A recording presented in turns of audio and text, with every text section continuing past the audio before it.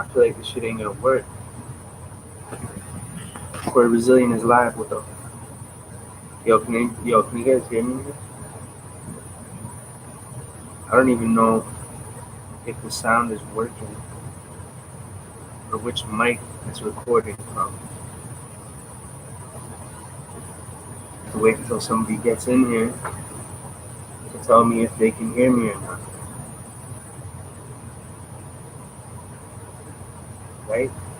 Right. That's right.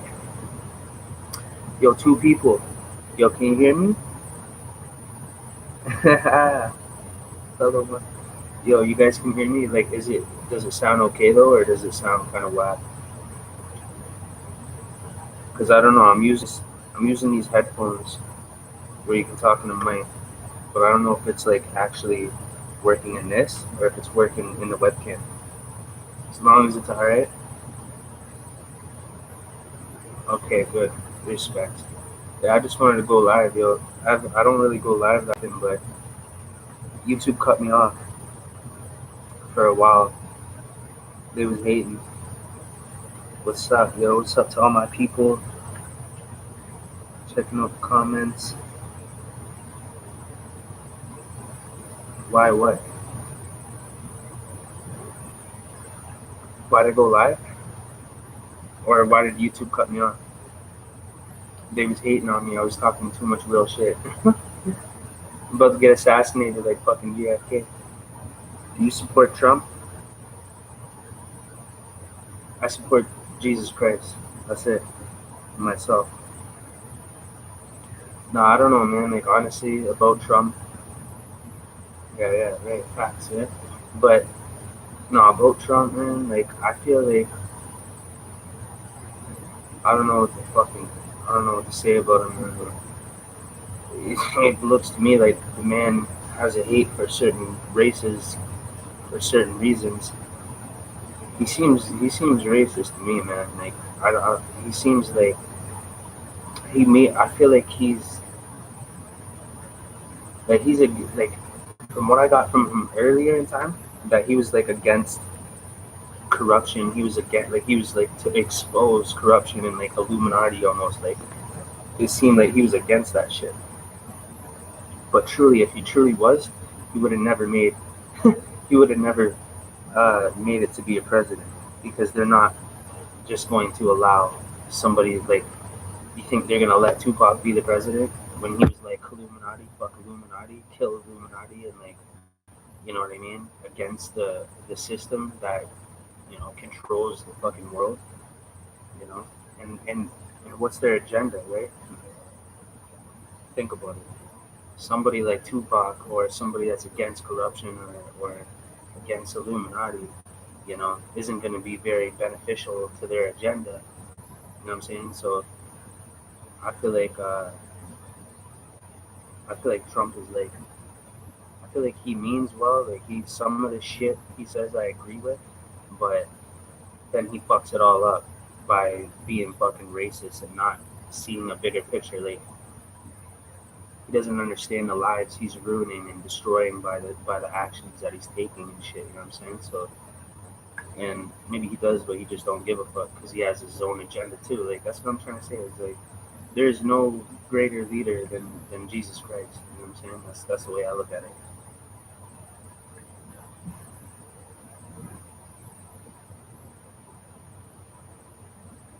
You almost need to step onto the side of the Most High when you're awake and empowered individual and black blacklist the target.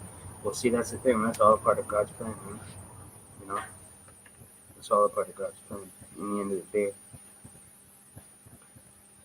that's why stuff like that happens to us, man, because it just brings you closer, you know, to the Most High, and it makes you stronger. Either it's going to destroy you, or you're going to become stronger. You know? Honestly, the only protection against stuff like that, I'm telling you right now, no word of a lie. The only thing that kept me alive was the. I know it seems corny, but I think you know what I'm talking about. Spiritual warfare, man. Look, in the end of the day.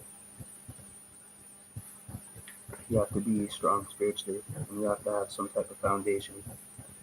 Mine is Christ, you know, and that keeps me sane. That keeps the attacks off of me when I start praying. When I say, you know,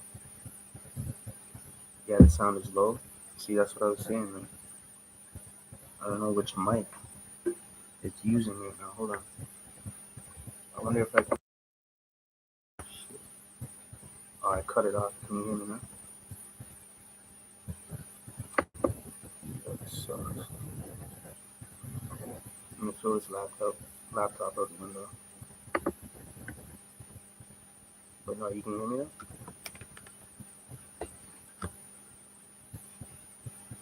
Now I'm worried that people can't really hear me. Got real quiet upstairs too. Every time I want to talk about something, it's like people are like trying to hear what I'm doing. Like, come on, bro. You know? You guys can hear me though? Tie a knot in your headphones so it moves the mic closer to your mouth. Tell me if it's getting louder when I talk closer to this. Is it getting louder? Because if it's not getting louder, then that means that it's the mic on the front is recording instead of this thing right here that it should be operating to, but it's probably not. Because if this was working, it would sound a lot better. But and I can't hear myself back, so I don't know how it sounds. You know what I mean? But oh look, you got this thing, right? Let me just put it there. Let's put my thing. Bam. Is that better? Okay. So yeah. Anyways, about Donald Trump. Donald Trump's tripping. He's tripping. He's hurting a lot of people.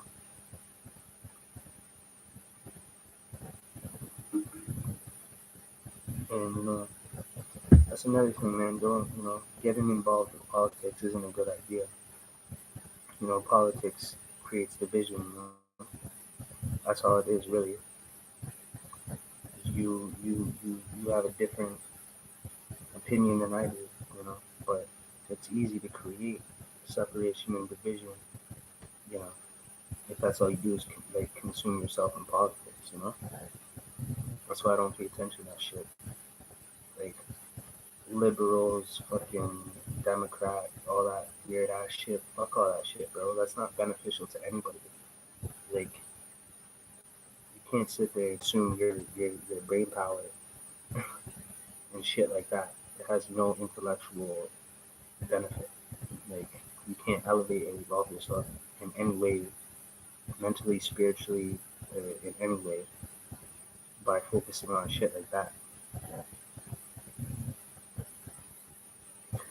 Yeah, they took me off. I had all my book profiles disabled randomly one day, and all of them at the same time. And I had all these verified pages and shit. I was making money because that's what I like to do. Is I had to find another way to earn a living because the system kind of pushed me out, made it not possible for me to make a living like everybody else in the world. And I have done everything from roofing to dishwasher to working in the kitchen to construction to cleanup to all the slave labor shit. I did all that shit. Yeah, I'm definitely gonna invest in a better setup for streaming and stuff like that. Like for some reason, like every forget, like I just been going through hell when it comes to devices. Like I bought a new laptop and it was garbage, but it was cheap, but it's fucking whack. And then I've never had an iPhone in my life, and for a reason. You guys know why. But I had to take this, you know. It's just like I'm building, I'm getting to that point. Eventually, like things are gonna change. You know what I mean? Like I'm gonna start touching on a lot of different things in my videos. That's gonna be reaching, it's gonna be reaching a lot of more people. And then if I had 100,000 subscribers, like what if everybody like donated $1? That's $100,000. You know what I mean? What's up, disorderly fashion? Yeah, and I do have a Patreon and stuff like that, and a PayPal for anybody that wants to support me in that way. Because anything that I collect, I'm just gonna build it up until I have enough to get a new laptop. Buy an actual like a good camera, like a Canon, like a good camera. So, I mean, that's an option. I'll leave the links if anybody is in a position to do so. Or you can just go on my channel and go to the adult section and they'll show the PayPal and the Patreon and stuff like that. But yeah, that's one thing that people can do. That adds up, it builds up, because that's what I'm gonna do is anything that I make from like you guys seen that I start getting ads on my videos and stuff like that now. Like I had to reach 1,000 subscribers to start getting monetized, and like the most the most that I made 2 months. I made 1 month. I made $150, and the next month I made $180, and that was crazy because I wasn't expecting that. That was just probably just from a couple of my videos that kind of got some viral flow going to them. Um, and I was like, no way, I can't believe this. I made $150. So I mean, that went all the way down. That was only those 2 months. I had a good couple of months. Excuse me. And then yeah, like the next month I didn't, because you have to hit $100 threshold to even get paid the money, and I was under that, like $40, $50 all I made last month. I don't even know if I'm gonna make enough to hit the $100 threshold coming up on the 15th of next month. But yeah, that's why I made the Patreon and the PayPal thing so people can support me in that way. Let me see if I can get the link. I'll just put it in there, and then you can do that. You guys, when I go live, you can do like super chat and stuff like that. You can hit the super chat button and you can donate through there, like $5 or whatever you want, stuff like that. Because that's just all gonna accumulate, and I'm gonna buy like probably like a MacBook and yeah, like a Canon camera or something like that.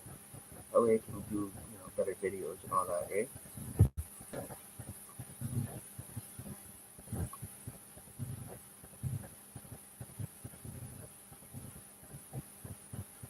Yeah, Pamela Clyde says, anyway, it's a big help. Guys, as soon as my workman's comp comes, though, I got hurt at work. Oh, okay. I hear you stuff. Broke my arm. The socket that holds my arm in place, and like my arm just pops out. Like, even when I'm sleeping, I'll go like this, and I'll just be chilling and just pop out. And like it's the worst pain ever. I have to grab my arm with the other one and put it and go like this and pop it back into place. It's brutal. And if you keep doing that over and over again, you could lose mobility in your arm because it keeps breaking the cartilage that holds my arm into place. Yeah, man, that happened to me. It was like 3 years ago. I never thought that would ever happen to me, man. That took me right out of the game. I'm right-handed, man. That's my real, that's the bang right there. Kept me all right. I got all my teeth, right. But been everywhere. Been through some tough things. But yeah, man. Just wanted to go live for a bit. Just reading comments.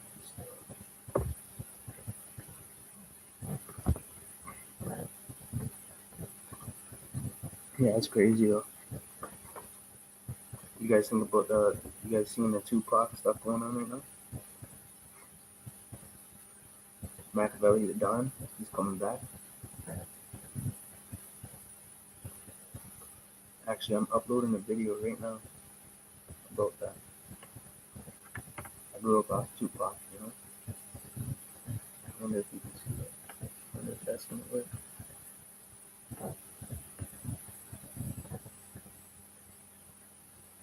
Okay. Anyways, yeah, there's a video uploading.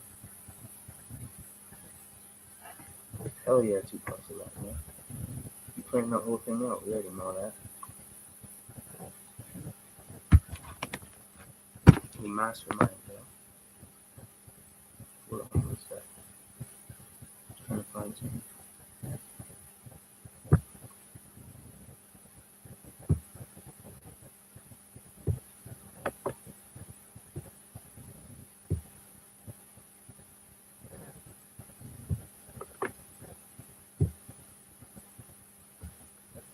My my Patreon link for anybody that was looking for that. People were asking how they can support me in the movements.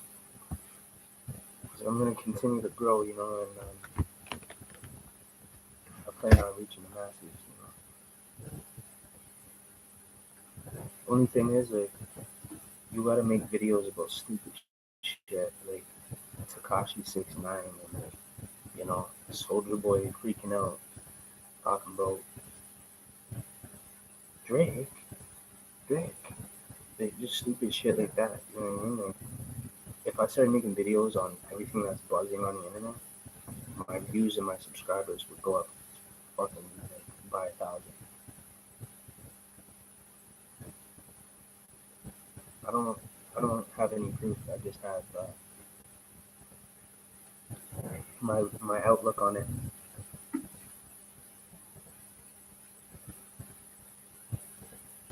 I don't know what you mean asking baiting questions to try and paint a label. I'm not sure what you mean. But yeah. Either way,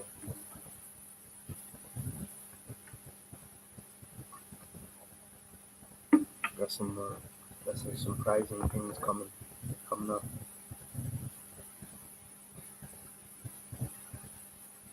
I don't know what to think about the whole Israel thing.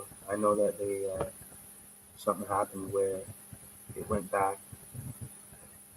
See, I can't really talk on that stuff. I don't really know about that too much.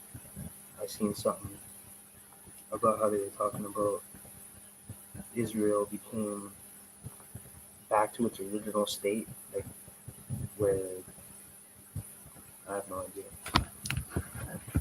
Maybe I should educate myself a little bit more on that, but I haven't found the need to yet. But yeah.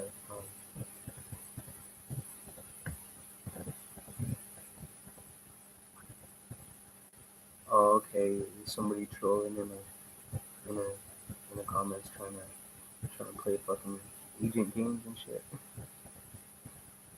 It's all good, yeah. I see it. Yeah, people do that shit all the time. But I don't know. Not everybody. You gotta be careful too because our minds are always in that state of where, because there's people constantly trying to get at us in different ways and play different mind games. You gotta be really conscious about what people are saying. But sometimes you can overthink that and think that everybody's the enemy, everybody's a gang stalker, everybody is in on it. You gotta watch out for that shit. You don't want to do that because you will fuck your head up like that if you think that everybody, you know what I'm saying? Every time I see red, oh shit, there's 3 red cars. Oh fuck, there's red. He's wearing a red shirt. He's a devil. He's wearing a red shirt. He's a devil. You can't be like that. You got to be a little bit more conscious. You have to analyze certain things. I mean, one day I was wearing a red hat, a red shirt, and I had a red lighter in my hand. So a lot of fucking TIs, they would have freaked the fuck out about that. You know what I mean? They'd be like, "Oh, he's an infiltrator. He's lying. You know, he's really a gang stalker." But there is really gang stalkers that portray themselves as TIs, and you know they're trolling because the shit that they're saying is just pure fuckery. You know what I mean? And you know it's just to cause more confusion, and you know it's just pure fuckery. Like, you gotta pay attention to what people say, what they represent. You know, feel them out, analyze them, watch all the rest of their videos. Don't just judge somebody by one video and be like, yeah, that's it, that's him. You know. Hey man, I'm just asking about your stream setup. So I got a laptop and I got a broken ass phone, and this is all I can do for right now, man. Like, every time I try to do something, it fucking fails because the thing is that anytime that I get close to success, something knocks my fucking legs out. You know what I mean? It's fucking crazy. Like, that's why I started making these videos to show you guys, like, somebody putting in real effort to try to elevate themselves, and they're doing everything right, but getting all the wrong reactions. You know what I mean? It's just fucked up. It's like I bought a new cell phone, and then like the next day it broke. I bought another cell phone. Next day, like, in the most random, unexpected way. Like, you'd think I'm a fucking like idiot or something. How could you possibly break two phones in a row like that? It's not even me. Like, there's an outside force trying to fuck my shit up. Are you electronic harassed? Well, if you're in my comments right now and you're on my live, there's a reason why you're here and you subscribe to my channel, right? So you got to think about that first before you ask questions like that. And then maybe you might want to go back and watch all of my YouTube videos to figure it out, because you're here for a reason, right?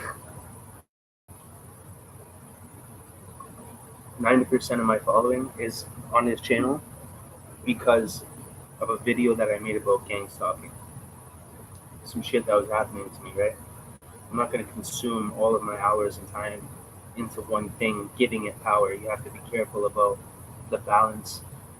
You have to have balance in everything that you do. You don't want to overconsume yourself or also manifest and attract that energy and those things into your life, you know? If you give certain things attention, too much attention, you're giving it power to manifest even more and more. And you can actually misjudge the whole scenario. So you got to be careful. But yeah, as for the streaming setup, like I said, man, I got a Patreon and a PayPal for eventually. You know, I don't expect, you know, people to contribute to my journey or anything like that. But I feel like if you're doing the right things and for the right reasons, I feel like those things will just come. You know what I mean?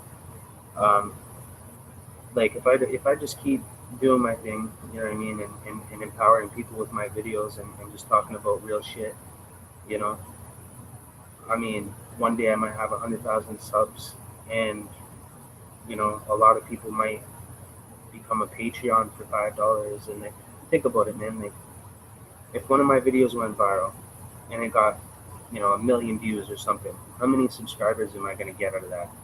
Probably a lot. And when they start to really see who I am and analyze me as a person and watch my videos and really see my goals, my long-term goals, and what I'm trying to accomplish through this channel, and you know, the struggles that I go through, you know what I mean? So I've been on my own since like 15, you know what I mean? Like, so people see that, and people that are in a position to help, they might just do so, you know, randomly. When I do a live, you know what I'm saying? Like, I see people doing stupidest shit on YouTube, and you look in their live, all you see is $50 donation, $100 donation, $50 donation, $20 donation, $100 donation, $200 donation, $50 donation, and just going like that. And I'm like, um, what the fuck is this person even talking about that is worthy of people donating large sums of money like that? I don't get it. But people will support pure stupidity like that, you know, financially, but somebody that's conscious, that deserves a chance in life, that has struggled all their lives, and that, you know, has a good, fair shot at representing the same message as you, people won't contribute to that, you know what I mean? But in the future, like I said, you know, I plan on reaching millions of people with this channel, unless they shut me down like they did with all my Facebook shit. This is the last chance I have. This is the last platform I have. So I'm dancing around certain things. I could be dropping videos on some serious shit that would get a lot of views and a lot of subs, but I'm cautious about the type of traffic that I want to put on my channel because I don't want to get shut down for talking about, you know, real shit that they shut you down for. Look at what happened to Alex Jones, you know what I mean? So I have to be careful about how much real shit I talk about on here because they'll shut me down and then I'll have no platform to even reach my people in any way. So I don't want to go off too much about gang stalking. I don't want to go off too much about electronic harassment. I don't want to go off about too much. Like I'll take my jab here and there to make sure that I'm doing what I'm here to do. But in the end of the day, you got to be careful because they'll shut you down. There's something in the water turning frogs gay. Keeps kicking me out. What keeps kicking you out? The thing is, these videos are giving perps erections. They get off on seeing victims struggle. You're not seeing me struggle right now. So that's not possible. If anything, you guys seen me. I was out west, okay, in a homeless shelter, and they're like, "Oh, you fucking bum, you this, you that, you this." And now that I'm not homeless, where are these people now? You know what I mean? Like, where are these people now? You know what I mean? They're not there because they can't stand it to see that I'm prevailing, that my name is Corey Resilient. I made this channel to be resilient. You can't destroy somebody like me. It's impossible. The people that try to come against me to destroy me end up destroying themselves. Like that's the end result every time. 27 years, still going. What's up?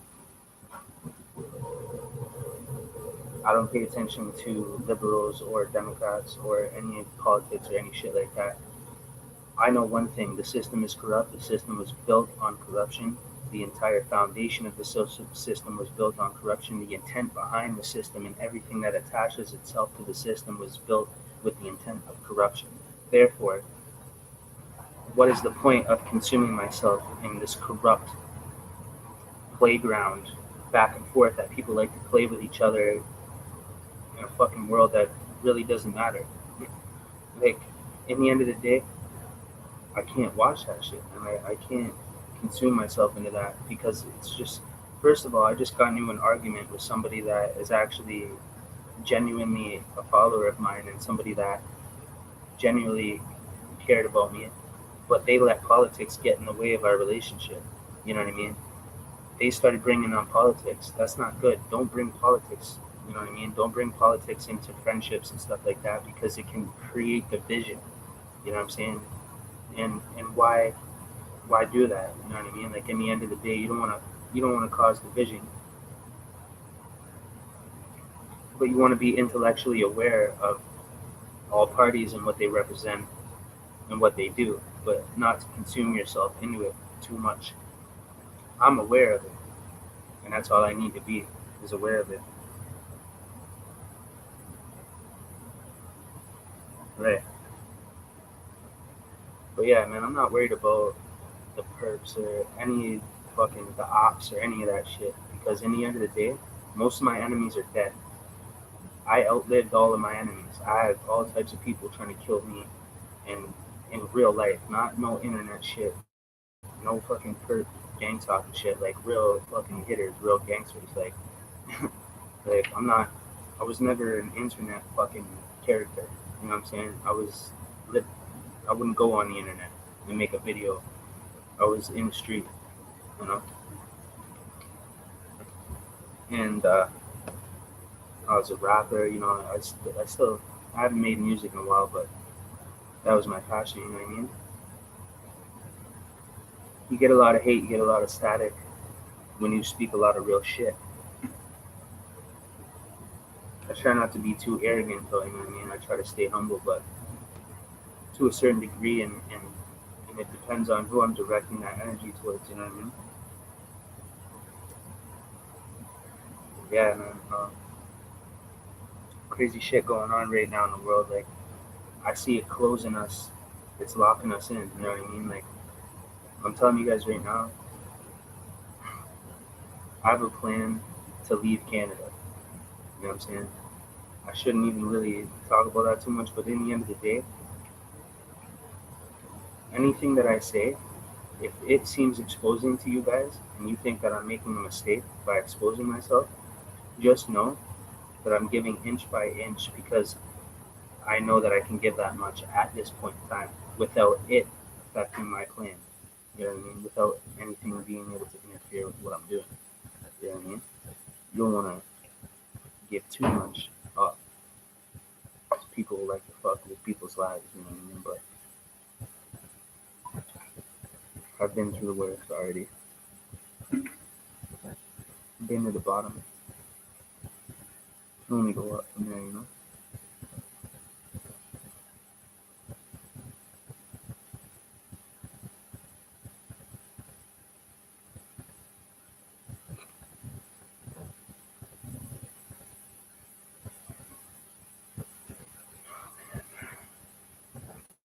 I'm just a straightforward person.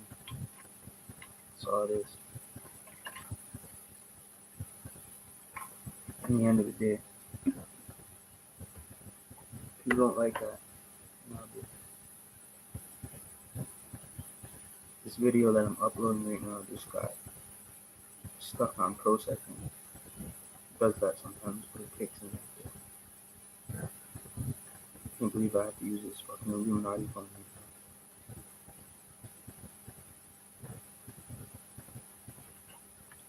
I could tell you about some crazy shit actually that happened. Um, I'm responding to Jeremy's comment. Can you talk about an experience with demonic attacks? Yeah, I've been through some pretty crazy shit. Like this one time, I was literally like casting out demons in Jesus' name. Like I believed in this. You know what I mean? Like, I could tell that there was something present, and it was like evil. So I was like, yeah, I cast you out in Jesus' name. I cancel you out. You have no authority here. You have no place here. Get out, you know. And when I did that, I put my hand out and I said, in Jesus' name, I put my hand out. And I was with this chick. She was with me at the time. And all we heard, like in her apartment, was from the bathroom all the way into the kitchen, right to the door where you leave the apartment. All you heard was when I did that, I said, "Get out in Jesus' name." All you heard was bang, bang, bang, bang, and there was no one else. And it went from the bathroom all the way to the fucking to the front door, like through the kitchen, and it was like goosebumps, chills, everything. I got immediately defensive, you know, like I'm ready to, like, you know, I feel threatened, you know. So I'm like, this is real, you know. And she started crying. She like started bawling her eyes out, and because she was so scared that she just witnessed something like that. And me, I had no fear. It was more of like now I'm getting mad, you know, because I don't get scared, man. I just get mad. Like if I feel threatened, I'm. It's a fight to the death. It's not me going, oh, I'm scared and lay down and die. It's more like, yeah, let's fucking go then. You know what I mean? It's like I'm ready to die. You know what I mean? Like I'll fight to the fucking death, bro. I'm not gonna lay down in any scenario, any situation ever. I already learned that way past that. But either way, like this shit was nuts, bro. Like, and then on my arm, I felt something on my arm, and I looked, and there was a scratch, but it was just forming fresh. Like it was fresh. Like you could see just a little bit of pink. Like you could see a little bit of pink right here, and then as I'm looking at it, it's going like this, moving up, turning redder and redder. And I'm looking at that, and I'm like, "Yo, do you see this?" And she looks, and she's like, like she was so scared, she was already crying. She starts crying more. I'm like, "Yo, chill." I'm like, "Don't have no fear." I'm like, "You can't show fear to these demons because they feed off of that." I'm like, "Don't have any fear. Believe me, we're safe. You know, that demon has just literally been cast out in Jesus' name. He will not come back here. You know what I mean? But on its way out, it hit me with whatever, like it slashed me, and I could feel that. And then all of a sudden, I look, and there's a red line just forming, like a fresh scratch. You know when you scratch yourself and you just feel it, and then it's kind of like white, but then it turns pink and then red, maybe a little bit of blood. Yeah, that's what happened right in front of my face. After I put my hand out and I said, "I cast you out in Jesus' name," boom, bang, bang, bang, bang. I look at my arm and there's a scratch forming. So that kind of scared me because I was like, I felt strong in the spirit, like strong enough to take authority in Jesus' name and cast out and cancel out demons, and that works. You know what I mean? See, I knew you were trolling. I fucking knew you were trolling. This fucking Haku show fucking Kirby motherfucker, yo. Don't think I don't pay attention to what you're doing. Stop that fucker, yo. Stop that shit. Don't be careful with what you talk about, man, because you know motherfuckers be trolling all the time in my comments trying to fucking play with my shit. You know what I mean? I don't do drugs, man. I don't like when people try to discredit me or joke about like I'm fucking on drugs or some shit, because that's gonna give the wrong message to people. You know what I'm saying? And that's not what I'm here to do. But either way, yeah, I don't do no drugs. I did do mushrooms when I was young, though. When I was a teenager, that was fun. But as you get older, you know what I'm saying? Like you don't want to be. You've worked hard to like structurize your frame of mind. You know what I mean? The stability of your mind. You don't want to fuck that up with hallucinogens at a certain age. You know what I'm saying? I don't fuck with demonic spirits and all that. Gang stalking is real. Okay, well, if you know anything about gang stalking, it's a spiritual war. Okay, we don't war with the flesh. We war with the spirit. It is demonic. It is satanic. And if you don't know that, then you have absolutely no way to defend yourself against it. That's what I try to teach people all the time. If you don't have any spirituality, if you don't have God, if you don't have Jesus, if you don't have the Bible, if you don't have any spiritual protection, you have no way to defend yourself against the attacks. You have no way to defend. If you can't see it and don't know what it is, how can you defend yourself against it? You can't. You know, in the end of the day. But yeah, it's a demonic, satanic thing. But I don't like to focus on that all the time. You know, the more you focus on it, the more you manifest it to your existence. You don't want to do that. You know what I mean? But yeah, man, that really happened. That shit happened. But yeah, that made me think I have to get more. I have to get more in tune with it, because if it was able to physically harm me like that, just a scratch, that means I'm not strong enough in the spirit. To me, that's what I thought. I was strong enough to cast it out. You know what I mean? Agent Smith, yeah. I. But anyways, shit is nuts. I've been through some crazy shit still.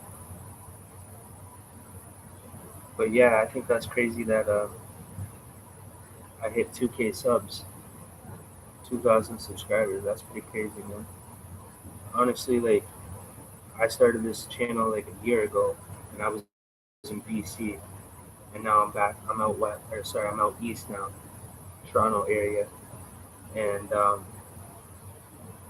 yeah, man, I went out there to like go through a spiritual journey. You know, I was tenting, backpacking all of BC, and it was a necessary experience. You know, I got to experience. You know, homelessness is much different than homelessness where I'm at now. You don't want to be homeless in Toronto. You don't want to be homeless in Hamilton. You don't want to be homeless out here in the big cities. You know what I'm saying? Because you're going to be fighting for your life, like physically scrapping every single fucking day. People trying to rob you. People trying to stab you. People trying to fucking, like, you know, all types of fucked up, twisted shit. Some guy tried to kill me. He tried to put fentanyl in my drink one time, and I caught him. He was scared, man. Like he knew I would just fucking smash him to pieces. You know what I mean? And that's what these slimy motherfuckers do, right? They do bitch ass shit like that. They don't war with you, and like they don't want to put their hands up. How's it going, June? June Rosa? How you doing? I'm just chilling, man. Just talking about how often am I gang stalked? As often as I allow myself to be, to be honest. I put myself in a position where they can't get me. They can't get at me. You know what I'm saying? They can't catch up to me. I fucking go around in circles. I do all types of crazy shit, and every time they catch up, I relocate, and then fucking they can't set up base on me and fucking beat me with fucking. You already know what time it is.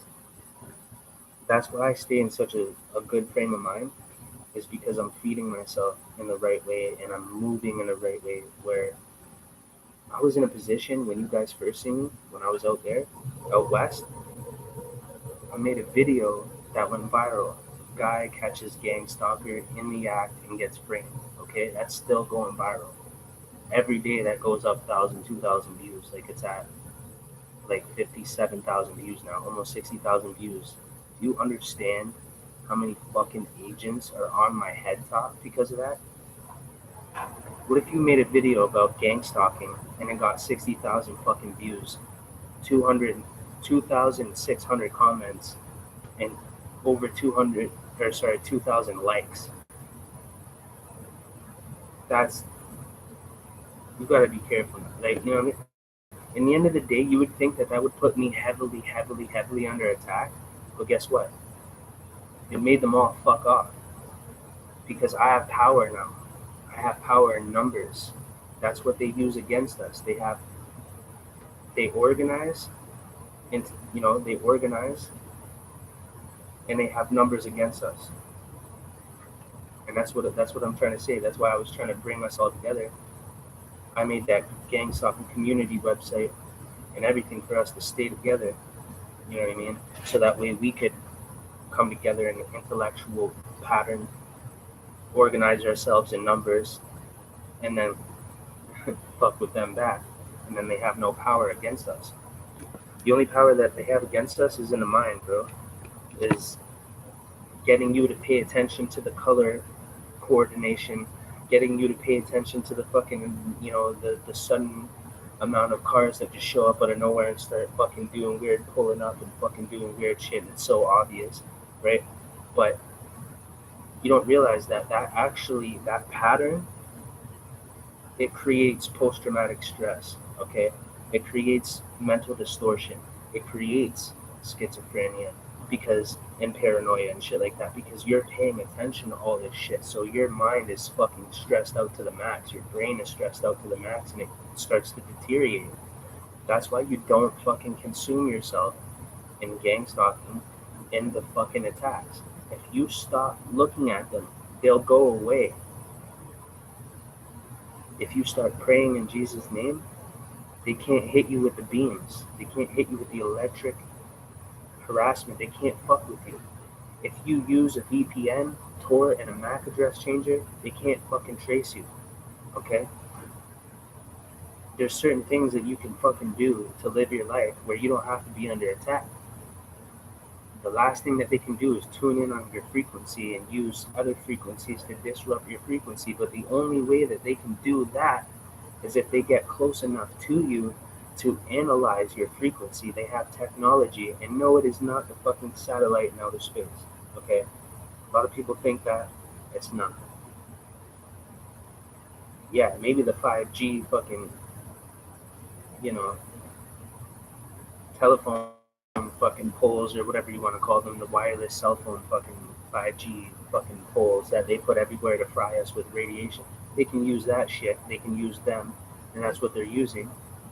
But also, you have to be near that shit. Like, the thing is that to figure out your frequency, to tune in onto it, lock onto your frequency, and consistently smash you with electronic beams to fry you, to fuck your brain up, to fucking give you cancer, to like disrupt your genetical DNA system that you have, you know what I mean?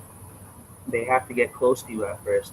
Bill Park, literally, it happened to me. I was in that hotel. I was wondering why I was getting all these fucked up thoughts, and I was feeling mentally ill and fucking suicidal, all types of shit. I was getting fucking smashed hard by beams, and I would, you know what I did? I turned my laptop on, went on YouTube, and I typed in meditation and healing prayers in Jesus' name, and I let that shit ride for fucking 10, 12 hours all day, all night, fell asleep to it, woke up to it. It just completely destroyed their attempts to disrupt me, and then I started getting my consciousness back, and I felt okay, and I felt like I wasn't being penetrated from an outside force anymore. You pray, you have to have God as your foundation, Jesus Christ. You have to read the Bible, you have to pray. I'm telling you right now, if you don't have those things, you're going to be destroyed by these attacks. They're going to fucking pick you to pieces. They're going to destroy you and have you running around in fucking circles with your head chopped off looking like a fucking idiot.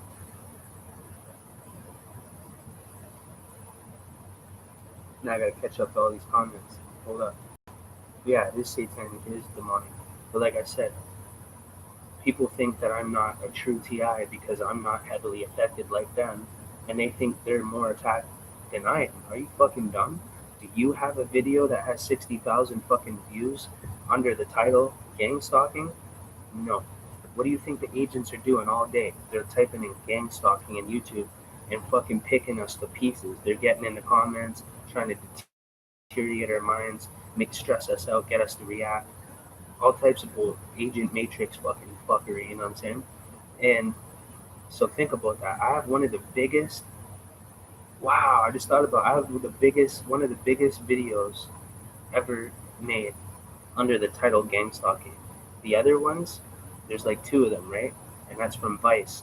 And they don't even really have a full perspective of what the fuck's going on. But there is no single one TI that has a video that I know of that has 60,000 views and goes up every day 2 to 5,000 views per day. Okay, so think about that. Think about how many fucking agents know I exist now and are trying to triangulate on my position and that are in my comments all the fucking time, trying to disrupt my frequency. You know what I'm saying? So just think about that. People think people just put themselves in a category like I'm a TI just because you feel like an outcast or whatever the fuck it is, but you become targeted by either being a Christian, being a spiritual being, exposing governmental corruption, exposing corruption, and having a platform to do so. That's when you become a threat. That's when you get flagged. That's when they start putting footwork on you. That's when they start frequency. They start adding the levels. It depends on your level of how much of a threat you are. You're not a fucking threat if you don't have a YouTube channel. You're not a threat if you haven't been exposing Illuminati since you were fucking 15 years old on the internet, like I have. I'm 27 years old. Since I was 15, I've been saying Illuminati, kill Illuminati, fuck Illuminati, fuck the government. I've been doing that since I was 15 on the internet. What do you think's going to happen in 10, 15 fucking years? You're going to become targeted. You're going to get red flagged. And now you're going to be a heavy threat to these people because they see influential power is the worst to them. They need the fucking power. But if you gain the masses and you gain that influential power, and all of a sudden I got 1 million subs and 1 million people support me and they're donating money to me and I get fucking rich like that just because I had 100,000 people donate $5 to me, I think 100,000 people can afford $5, to empower one fucking person, you know what I'm saying? But what's 5 times 100,000? $500,000 I could make off 100,000 of my subs donating $5 to me. Just doing a super chat right now that you guys can do. Like, eventually that's going to build up. Like, I'm going to have an army behind me, and that's influential power, and they know that. So if they see you going in that direction, you're going to get flagged. And then there's levels. There's levels. You might be like white, gray, and red. Once you hit red, that's when they start watching. That's when they start analyzing you. That's when they start trying to get close to you, try to turn people against you. That's when they get on foot. That's when stars start showing up. That's when all the shit starts happening, okay? And it happened all of it. I got cut off from the government. My income got cut off. My ID got cut off. The government wouldn't print me identification anymore. The government rejected me, okay? That was fucking terrifying because if you don't have ID and you don't have a SIN number, if you don't have any of those things, you can't do shit in my country. You're fucked. You can't get a job. You can't get a bank account. I couldn't get a bank for the longest time. They had me by the throat. You know what I'm saying? TIs don't have a spare $5. And why are you talking about being a TI? You didn't. You said you weren't all into the demonic shit, right? But you said gang stalking is real. You got to be careful about how you're portraying yourself because to a real targeted individual, that's gonna look fugazi, bro. Because if you didn't know that fucking, you know, being a TI was or being targeted was by gang stalking was a fucking demonic attack, then you don't belong here. You know what I'm saying? You're here for a different purpose. That's to fucking mislead and disrupt. And that's what you're fucking doing by saying stupid shit like that. Because I'll tell you something right now. Yeah, I am calling you fake. Go ahead and unsubscribe because you know what? I already seen enough shit from you that I don't like. You're coming across the wrong way, bro. And if you were a real TI, you would have knew that this shit is demonic and satanic. If you didn't know that, which you did not know that because you were against that, then you don't belong here. You're fake. You're not a real TI. How about that? What makes you a fucking TI? What did you do? What did you do? What power, what influential power do you have? What threat are you against the government? What corruption do you expose? What spirituality do you hold? Are you a Christian? Not from the, you're definitely not a Christian because you don't know that gang stalking is a satanic demonic attack. You're fugazi. You're a liar. You're only in the comments to talk shit, and you know that. I caught the play for a second because you're trying to take my side in 1 minute, and then the next minute you're fucking acting stupid, saying stupid shit like TIs don't have $5 to spare. Are you dumb? Of course we have $5 to spare. You know, if there's anything we have at least $5 to spare. We're not rich, we're poor, but at the same time, we're gonna find a way to empower ourselves, and you can't take away from that. You know what I mean? You can't sit there and say that we don't have the fucking power to take the power back. You know what I mean? That's disencouraging my people by saying stupid shit like that. Straight up. See it? My people can identify you now, bro. You came to the wrong place. You know what I'm saying? That's like a fake motherfucker showing up around 20 real motherfuckers and saying the wrong thing, and we can look at you and know that you ain't a real one. And then what's gonna happen? You're gonna get stomped out, and you're gonna be running down the street without your fucking shirt on and your fucking boxers, bleeding all over the place. You get stomped out. Anyways, see you're exposing yourself now. This fucking hack Kosho Kirby is sitting here now talking shit, but they were supporting me like 5 minutes ago, but then they were against me. See, that's the pattern. That's what an agent does. That's what a gang stalker does, right? It's to disrupt your frequency. It's to, you know what I mean? Like befriend you and then unfriend you and befriend. It's a game to fuck with your head, right? But either way, exactly. My people ain't feeling you, so continue on doing your fucking weirdo ass shit. And guess what? We do have $5. Okay? How about that? Tell me TIs don't have $5. Get the fuck out of here. Stupid. I know, right? Calling me a beggar. Bro, at no point in time. I speak all real shit. I speak real shit, and that's why I have over 2,000 subscribers, bro. You know what I mean? That's why my numbers are going up. That's why blessings are coming to me. Somebody just recently just donated $5 to me. Somebody donated $20. I didn't never ask for that. Never begged for it. Never asked for it once, bro. It came to me because if you're a real one and you speak real shit, everything will come. Okay? Everything will be added on to you. That's what it says in the Bible. Exactly. Get off my life. You're gonna talk shit. Get out of here. I don't even know how to block this individual.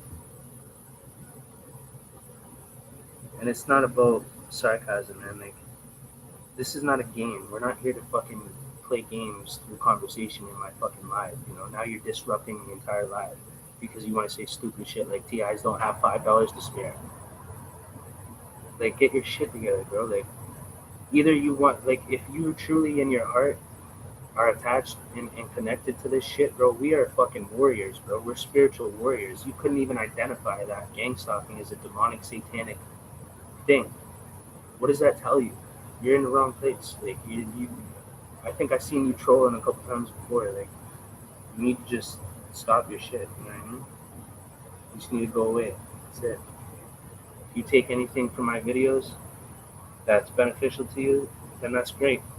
You know, that's all I want. That's all I ever wanted. That's the only reason why I made a fucking channel called Corey Resilient. Why the fuck else would I make a channel called Resilient? What does resilient mean? You don't know what that means. It's like, there's Google, you know? Like, figure it out. I'm not even gonna remove you from the live, bro. Like, that's even a waste of time. Like, even that. But anyways, let me see what my fucking real people are talking about. Yeah, I've never asked for money. Like, people have asked me, how can I support you? What can I do? And I said, somebody suggested make a Patreon. So I looked into Patreon. I made a Patreon account, and obviously a fucking 10-year-old can make a PayPal account. So I put those things there, and I left them there. You know what I'm saying? If anybody ever wants to support me, they can. They can do the super chat. They can do Patreon. They can do PayPal. I don't sit here and fucking beg. There's a dude pretending to be Jesus Christ on the fucking internet on YouTube, and he's got like fucking millions of views, and he's got like 100,000 Patreons. He makes $15,000 a month from fucking his viewers, and he's mocking Jesus Christ. He's literally blaspheming the Holy Spirit.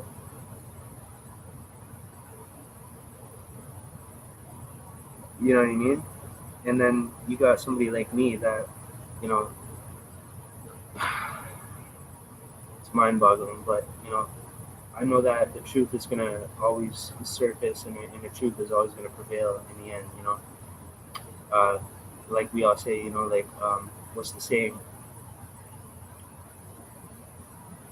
Last, how's it go? The first, I forget how it goes. Last shall be first, first shall be last, or something like that. You know what I'm trying to say, right? We were swept under the rug, but one day we're gonna be the ones on top, having it all.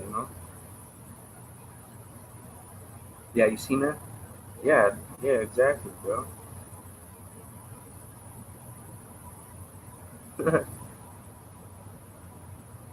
yo, yo, shout out to my boy right there.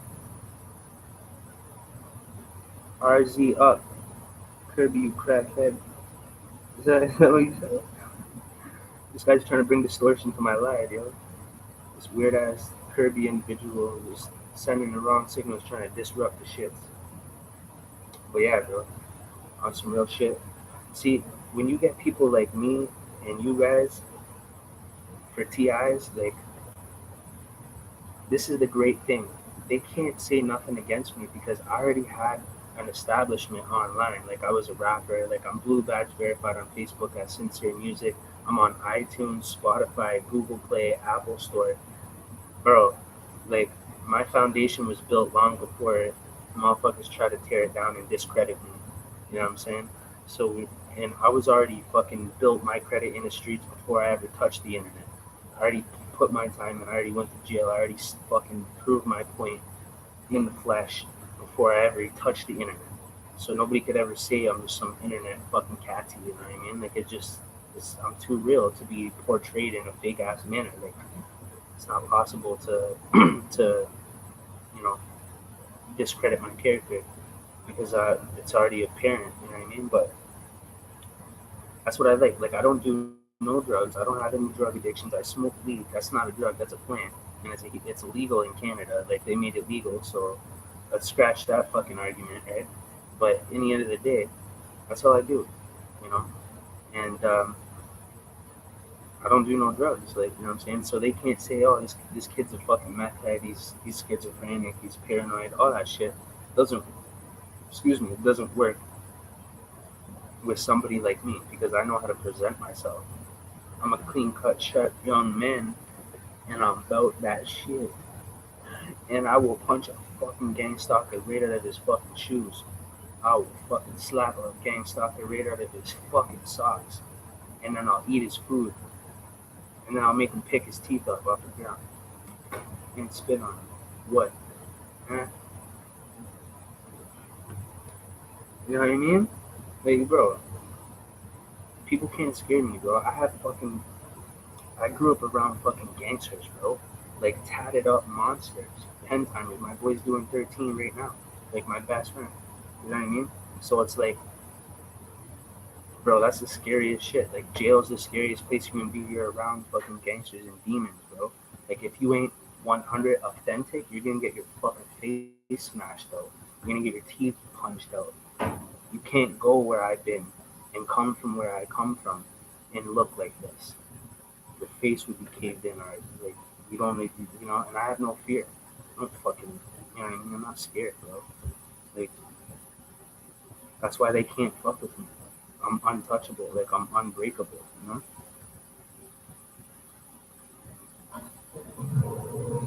I'm not glorifying it. I'm just saying, like, you know, people try to discredit. People try to say, you know, oh, he's a drug addict. Oh, he's a fucking this. He's that. He's that. I was already well established in such a solid way that nobody could fuck that up. Like, if you earn respect, it's there. You know what I'm saying? You're good. My screen blacked out. Yo, you guys can't see me?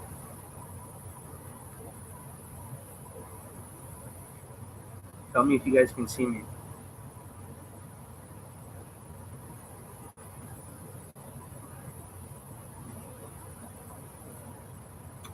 Anyways, this Kirby fucking bitch can get fucking curved, get their face stomped on a curb, and I'm about to curb this motherfucker right now.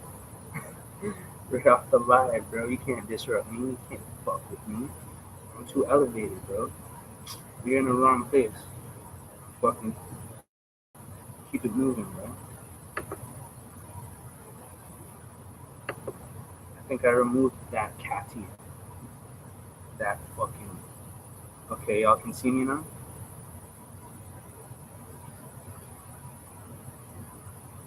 Okay, y'all can see me now. Okay.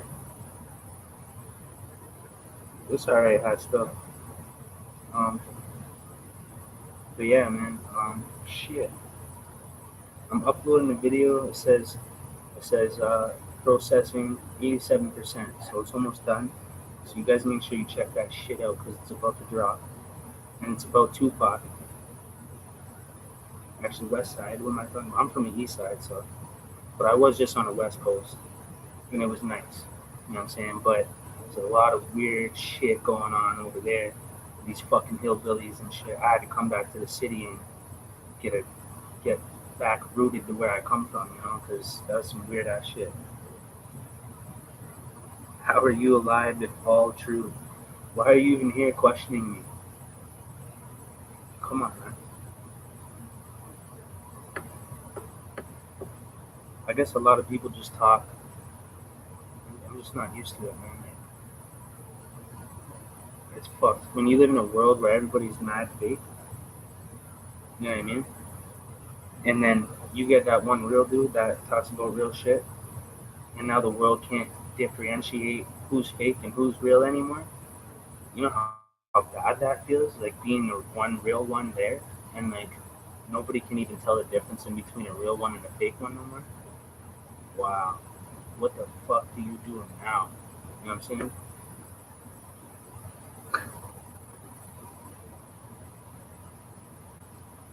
Yo, Kirby, you're gonna get curb stomped. Yo, what city you live in?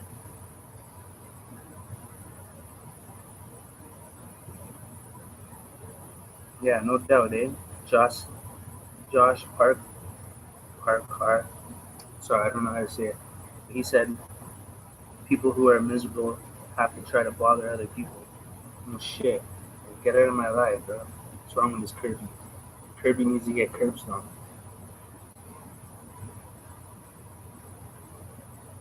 Hey man, you know what? You know what the thing is like, yo, I've come a long way to try to humble myself and make myself a better person. You know what I mean? Like, I've come a long fucking way. I've showed videos of who I used to be. You know, big difference. And it's just like I don't get credit for that. Nobody knows because they didn't get to see the whole transformation. Nobody was there from the beginning to the end. You know, so it's like people just judge you for what they see now. You know what I mean? They don't realize how far I fucking come. It's fucking crazy. And it's hard, okay, because the people I grew up with, they're all criminals. Like fucking I got good at being a savage, okay? Where I come from, you don't try to become a better person because you're gonna get your food eaten. You're gonna get your face stomped on. You're gonna get slapped up, robbed, punched out. You have to get tough. You have to become a savage. You have to fucking punch first. You have to fucking take first and be willing to fucking fight to eat, bro. Like that's what it's like where I'm from. So it's like imagine growing up like that your whole life, fucking just beast mode all the time. Beast mode, beast mode. When I was in the street 15, 16, I had to kick doors and rob people, sell drugs to eat, to put clothes on my back. I clothed myself since I was 15. I put food in my mouth since I was 15. I didn't even know how to get a job. I had a criminal record at 14, 15 years old, bro. Like, and it was because I was left in the street, no parents, no family, and nobody to tell me how to live. You know what I mean? So I grew up like that, and then the streets inherited me. All the gangsters in the street inherited me, and then I got on that savage shit, and I was like, yeah, I'm gonna dominate. I'm gonna eat. I'm gonna get the bitches. I'm gonna get the money. I'm gonna have the apartment. I'm gonna fucking have all this shit. And you had to be a savage to get it.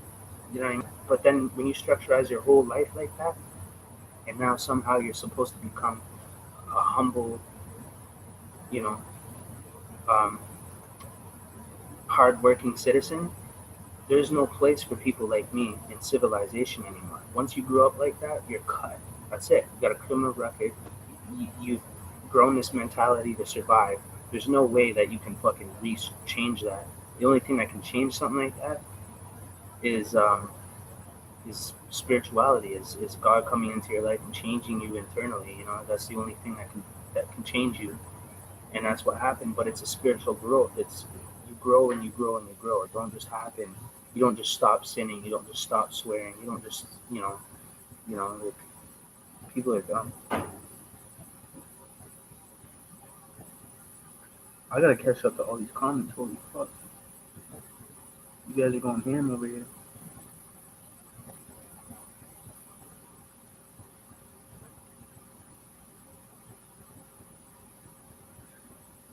Jenny. Jenny says, when did gang stalking happen, and why do you think you're a TI? Please answer.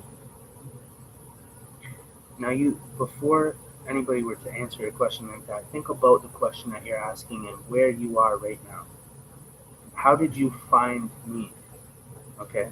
How did you know to ask a question like that in the first place? Right? It's because I had a viral video under the title Guy catches gang stalker at guy catches stalker and gets framed or some shit like that, and it has fucking 60,000 views now. Like, I'm probably the most famous fucking targeted individual on the internet right now. I don't know a single individual that's a TI that has 60,000 views and keeps going 5,000 views every day. It's going to be at 100,000, 200,000. It's going to keep going because I'm in there now. You know what I mean? My shit was authentic, and that's why it went viral. Is because people identified with me. All the TI community identified with me, and that's why it went viral. And it only has 140 dislikes and 2,000 likes, 2,600 comments. Like, think it's 95% in my favor. People agreeing and identifying what I'm talking about when it comes to gang stalking. So you found me through that video because there's no other way you would be on my channel asking me if I was a TI if that wasn't the case. So you got to think about that, right? You were all drawn to me from a video I made about gang stalking, and then I turned it into something else. I don't make every single fucking video about gang stalking. You know what I mean? I'm just a person. My name's Corey. Okay, this is my channel that I use to empower my people. It just so happened to be that a lot of my people belong to a community and they are targeted because it is a spiritual warfare. It is a demonic, satanic spiritual warfare, and we connect with each other through this as TIs in this community under attack, victims of gang stalking. You understand that, right? So that should be all I would have to say about that. You know what I mean? But if you really want to know, just watch the rest of my videos, analyze them. You know what I mean? That's what I do. I can judge somebody no problem. Like, not right off the jump. Well, I can, but I would still give space to analyze because you could be wrong, and that's humble thinking. You gotta think like that. You know? So I will analyze somebody for a period of time until I start to identify their pattern. You know, so that's all you got to do. And yo, respect to all my people that have my back up in the chats here. Respect to all my real TIs and my real brothers and sisters. You know what I mean? Because you guys know I'm heavily under attack all the fucking time, constantly. You know, it's bro. Most people would have killed themselves that have been through a fraction of what I've been through. It's just not possible to live under such fucking harsh circumstances, being, smashed on in every single way, financially, spiritually, fucking people putting me down, telling me to kill myself, people telling me I'm not who I say I am, saying I'm fake, saying I'm this. Bro, like, but the real ones are gonna be unfazed by all that shit, you know what I'm saying? I might call some shit out, I might get out of character sometimes. That's only human, you know what I mean? But as time goes by and you guys get enough time to analyze me and see my journey, like you guys already see me. I was on the fucking West Coast. I was on Vancouver Island. I was in fucking the most beautiful place in Canada because I chose to come from the fucking dirty ass streets of fucking Toronto, Hamilton, and go all the way the fuck out to a beautiful place on a small amount of money per month to survive off of, to get close to living off the land, so I could grow spiritually. And it became this huge fucking experience that God needed me to go through. You know what I mean? Now, hold on. You guys got to chill in the comments, man. I got so many comments to like catch up to because I don't want to miss any of them. I'm actually a girl. Okay, sorry, Josh. I didn't know that.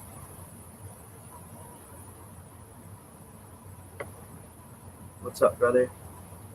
Yours, bro, here from South San Francisco. Yo, shout out to you out in San Francisco, South San Francisco. Shout out, yo. Um, I'm still trying to go through. And I'm way up. I know there's probably like 50 more comments. Holy shit. Oh man. There's no way I'm gonna have to read all your comments later, bro. I'm eating chicken. Alright, Jeremy, you eating chicken? Alright. I hear you. You articulate well.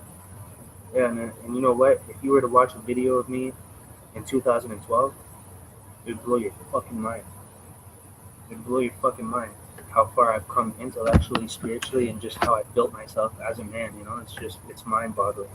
I don't know a human being in the world that couldn't appreciate or respect that growth and development in a man. It's just so rare to happen from somebody that comes from my circumstances in the life that I live. It's everyone else is dead, drugged out, or in jail for life, and I'm the only one sitting here. I'm the last motherfucker breathing, bro. Just like Tupac said it. Damn, I gotta catch up to these fucking comments. Damn, son. Badger, hey, what's up, dog? What up, Badger? Report. Can't run, can't hide. It's mental. Yeah, well, Satan can only attack your mind if you let him. You know what I'm saying? But there's a defense to that. I know how to tap into that energy to defend myself. Still was not safe all the way out in DC. Yeah, I was all the way out there. See, the thing is that that's an isolated area. I'm safe. I'm more safe out here in the cities. I got actual like gangsters that want to fucking punch my teeth out and fucking shoot me and stab me and fucking fuck my shit up because I'm a cocky, arrogant fucking rapper. Well, that's who I used to be. That's my past. I have a whole past out here. Fucking robbing drug dealers, kicking doors in, fucking punching people out. That shit comes back to you, man. These people have cousins, brothers, fucking family, and like you might stab the wrong person, you might rob the wrong motherfucker. You didn't know their family was on some.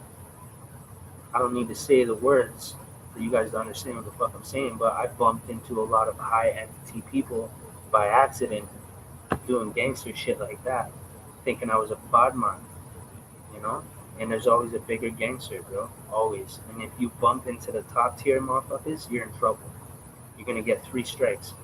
And I'm way past that. Way past 3 strikes. And I'm lucky to be alive. And I'm grateful. You know what I'm saying? But out here, it's gangsters in the streets. Out there, it's organized criminals. It's easier to bump into them, but two different worlds. But either way, out west, it's isolated, small towns. It's easy to be targeted. It's easy to be identified. It's easy to be followed, tracked, all that shit. I didn't give a fuck. I was out there just puffing my fucking, like, come get me, bro. Like, I dare somebody to get close enough for me to fucking hit them with my fucking fist, bro. Like, you know what I mean? And I keep weapons too, bro. I'm not stupid. These guys got these things, bro. And it's not hard to get one of those, like, at all. You can buy a gun with a welfare check. Like, the fuck? Jewels says nope. I don't know what you're saying nope to. Can't be me. Must be Jared. You talking to Jared? Whoever that is. I'm trying to catch up to all this shit. Motherfuckers try to rip their teeth out with the jewelry, bro. That's some gangster shit. That's what I'm saying, bro. That's what it's like out here in the city. Motherfuckers will punch your gold teeth out. But out there, it's more mafia shit. It's the bikers and shit like that. You don't want to bump into those guys. You know, they're the ones that drop the bricks off in the cities out here, and they walk away, and then we all kill each other. But it's easy to be targeted out west. Out here, they can't find me. Big cities. Toronto, population of 10 million people. People don't know that, especially Americans. They think it's like all fucking igloos and hicks and fucking, bro. Toronto's like a mini New York. Like, mans come from Chicago and come out here thinking that it's soft in Canada, and then they get shot in their fucking mouth and their fucking chain snatched in Toronto. Don't come out to Canada thinking that it's fucking lightweight over here, bro, because you'll get hurt, bro. Real shit. I heard it from a couple of Americans told me that they came out here and got fucking robbed, bro. And they were like, shit, man, those motherfuckers really turned up now, you know? Toronto's no fucking joke, bro. There's whole sections, there's projects, just like there is in LA, like there is in Toronto, projects that the police don't run. The landlords got chased out, and the cops said, fuck it, we're not regulating that area at all. We're not regulating that shit.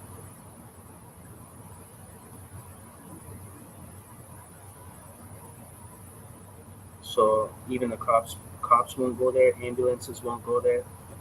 They threaten the military and everything, bro. They don't show this shit on media. People don't really know what it's like out here.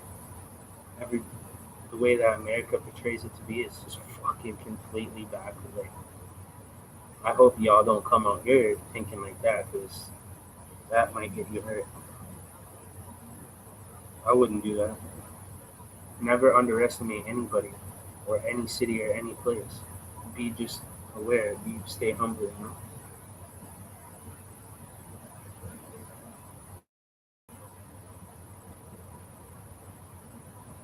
The dealers are the ones that handle the stalkers.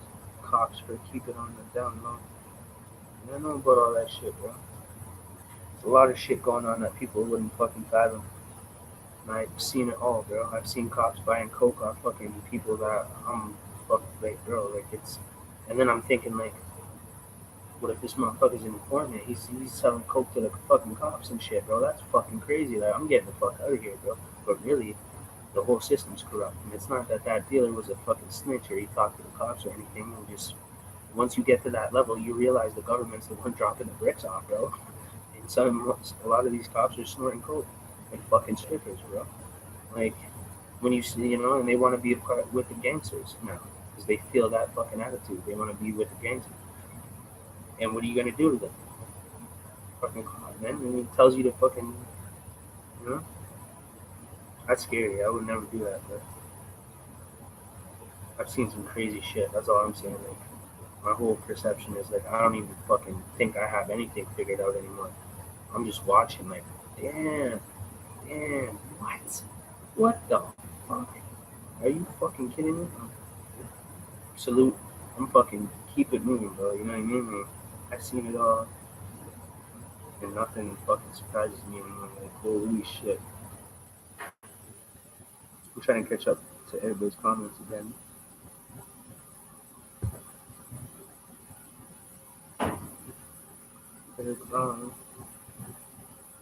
Crack meth zombies, yeah. The meth zombie wave took over. I see when that shit happened, man. I seen the whole shit happen. Everybody went from fucking crack to meth, and I was like, what the fuck is this shit? Yeah, exactly. Yeah, 95% of the cops are Freemasons. Hey, well, you heard it was better than America. I agree with that. Canada is definitely a better place to be than America, 100 fucking percent. You know what I mean? But it's becoming just like America. That's the thing. It's like by the time you guys get here, it's gonna be just like America because we're gonna be under America's ruling. Because that's what America does is they fucking smash every country and they fucking rape them and fucking pillage them for their fucking resources and then say that these guys are the bad guys. Shoot them. Fucking motherfuckers is innocent, man.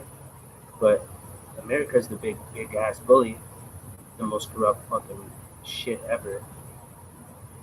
In reality, they fuck every place up, man.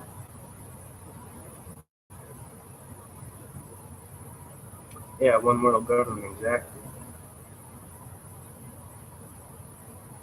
I'm not running and hiding from shit, bro. I just moved proper. I just moved right. Motherfuckers wish I would stand in one spot and get hit like a fucking retard. Come on, bro. Who does that? If somebody throws a punch at you, you're gonna just stick your fucking head out? No, you're gonna duck. It's not running. It's fucking being smart, knowing how to duck and weave. That's what it is.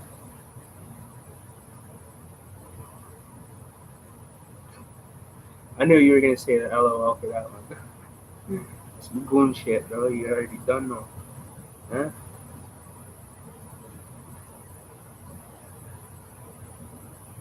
So trust me, like, it's crazy how people will judge you from like just because somebody's nice or somebody's trying to be a better person or be humble or you know what I'm saying, trying to, you know, you know, develop themselves spiritually.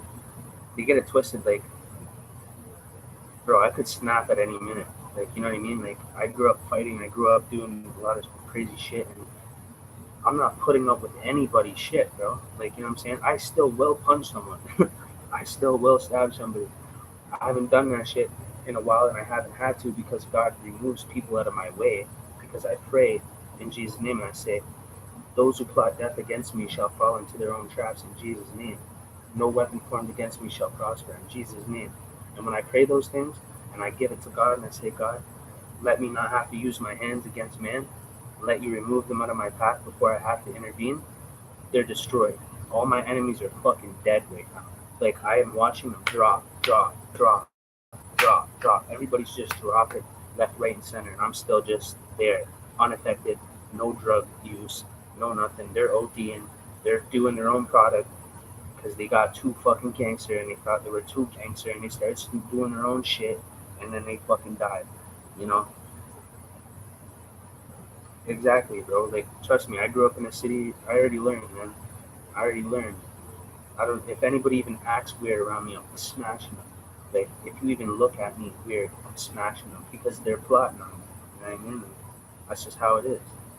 You got to be 10 steps ahead, and the only way you learn is to be attacked, is to be stabbed, to be punched, to be fucking shot at, to be motherfuckers try to kidnap you and shit. And that shit happened to me. You know what I mean? You know what I'm saying? And I made it out. A lot of people didn't. So that's got to tell you something. I'm not hesitant. I don't fucking hesitate, and I'm not going to hesitate. And when it comes down to push and shove, and when motherfucking big monster approaches me, you bleed in the same way as I bleed, bro.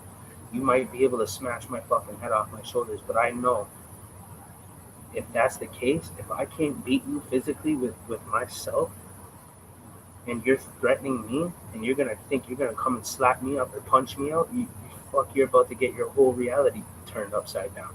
Your whole fucking ego is gonna get clapped. You know what I mean? Because I will use, I've done things, bro. Let's just put it that way. Because you gotta survive. And there's bigger people than me that would damage me physically in a fight that I could not beat up with my fist. So what does that tell you? Does that mean I'm just supposed to get beat up from this motherfucker? No. Are you stupid? I will fucking stab you. I will fucking pull a burner out, give you an opportunity to turn the other way, and if you don't, you're gonna get hit, and that's it. And I'm fucking gone. Next province, next province, next province, like next city, I just disappear. Like I've traveled all around Canada. I'd run from warrants from city to city to city to city, running from warrants, getting warrants in each city, and I bounce to the next one. And then I leave the province because if you leave the province, they can't charge you outside of that province. So if I get unless it's a Canada-wide warrant, you know what I'm saying? So there's so many ways to deal with it. Like if somebody thinks that they're gonna put their hands on me or fucking kill me or do anything to me, they don't understand. I've committed in my mind. I'm willing to take a life. You know what I'm saying? I don't want to, and I pray to God to take those things out of my hands and away from me, so I don't ever have to do that. But I've already committed to that before in my past. I've already done things to get out of situations from big ass monsters that would crush me with their hands. I had to do things outside of myself that allowed me to survive. But when you start stabbing and you start shooting, bigger people will get involved, and then you got hitters on your head. Now it's not a game. Now it's personal. You stab somebody's cousin or their fucking brother, or you rob a drug dealer that was getting their bricks from Poppy. You know what I'm saying? That's not good. Really not good. But I've had I've had these monsters up here end up admiring me, even though I'm ripping their plugs. They end up liking me. They see my videos, they listen to my music, they're like, shit, yo, I like this fucking kid, man. I like his attitude. He might have ripped the plug. I'll let him slide on that. Maybe we'll just break his legs. Maybe we'll just slap him up a little bit. I kind of like him. No, we're not gonna kill him. You know what I mean? And that shit happens sometimes to me. You know what I'm saying? Which is what it is. You know? And I think a lot of people know that from what I've done in the past. That if they do catch up to me, and they do catch me, they know what's going to happen. They know what I'm going to do to get out of that situation, and I don't care to go to jail for the rest of my life or self-defense. I'm not looking to go and kill somebody. You know what I'm saying? If somebody comes to me threatening my life and I kill them, that's self-defense. The maximum you're going to get is 3 to 5 years. I have friends that killed people that did 3 to 5 years and got out. You know what I'm saying? I've known people that have like 3 manslaughter charges on their record and did 5 years each time, but didn't get first degree. Bro, I know how to beat the system. If somebody tries to come for me, they're dead.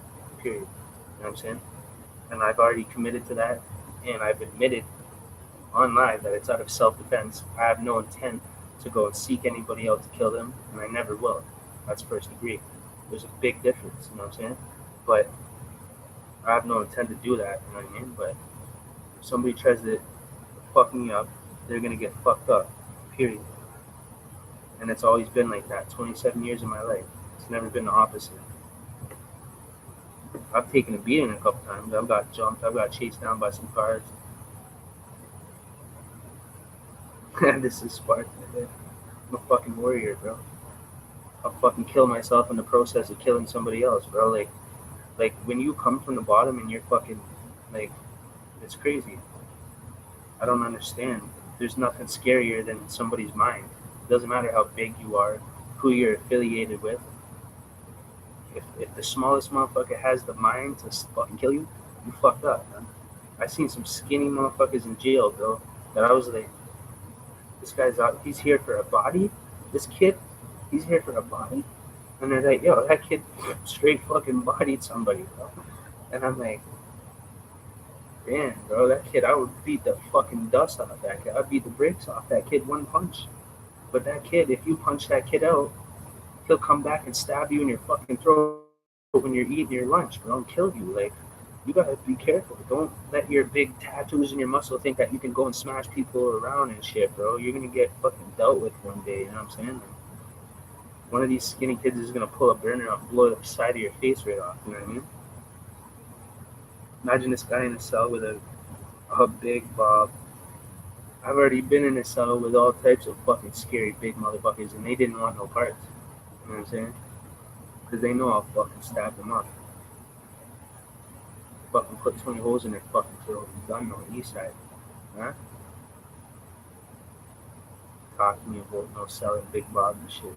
Fuck out of here.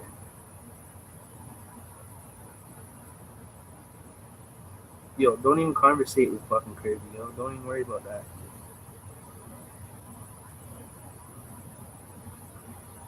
This guy's a fugazi. Straight fugazis. He's just here for attention, and this is, you're giving it to him. You know? Exactly. Big Bob fucking fall harder than anybody else.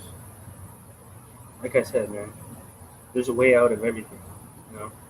I've been in a cell where the whole range was on lockdown, and the ops were in a cell across from me and on the same range as me. And they're in their cell. And they had one of their homeboys in my cell. I'm in a cell with this dude. He's D's. He's Jack. I'm like, fuck, man. I'm like, I'm gonna have to stab this motherfucker, right? So they're looking through the cell glass window, and they're like, yo, punch that kid out, bang that kid out, right? And I'm in the cell. I'm kind of looking over, like looking through the window, and I can see them doing this shit. I'm like, no way, they're telling this motherfucker to smash on me. So I'm on the top bunk, and I just looked at him like, bro, we're locked in a cell. You know what I'm saying? For like 24 hours a day for at least the next 2 weeks. It's up to you. You know what I mean? And he just looked at me. He's like, nah, man. So I don't want to do that type of time, bro. He's like, fuck these guys. He's like, they want me to smash you out. I don't know why. You know what I mean? There were some ops from the outside. I was at a house party one time, and this one dude, he took my bitch, yo. He had a car. I didn't have a car. He had more money than me, I guess. Maybe. I don't know. But he had a car. That's what I know. I didn't have that. Bitches like cars. Right? So she fucked out with this guy. I knew who he was. And he drove by the party. I was at this house party. And there was like 100 people at this house party. I knew probably like maybe 10 or 20 people. Everybody else, I didn't even know them. So I was selling E's at the time. I had like a big bag of ecstasy. I had like 300 E's. Some chick actually OD'd. I told him, and I said, yo, I'm not selling you no more, man. And she fucking, I don't know, I shouldn't have gave her no more, but that was when I was young, like 16, 17. You know, I had no heart. I don't give a fuck if that bitch died or not. But she dropped like a horde, like, bam, in front of everybody. And I'm like, fuck. Everybody looks at me like, yo, that's the kid with the big bag of ecstasies, bro. You know what I mean? And I was like, see you later. Out the fucking door. But no. We were all chilling and shit. But yeah, I remember that, man. That chick fucking, yo, she stepped up like a board, man. She lived though. She didn't die, thank God.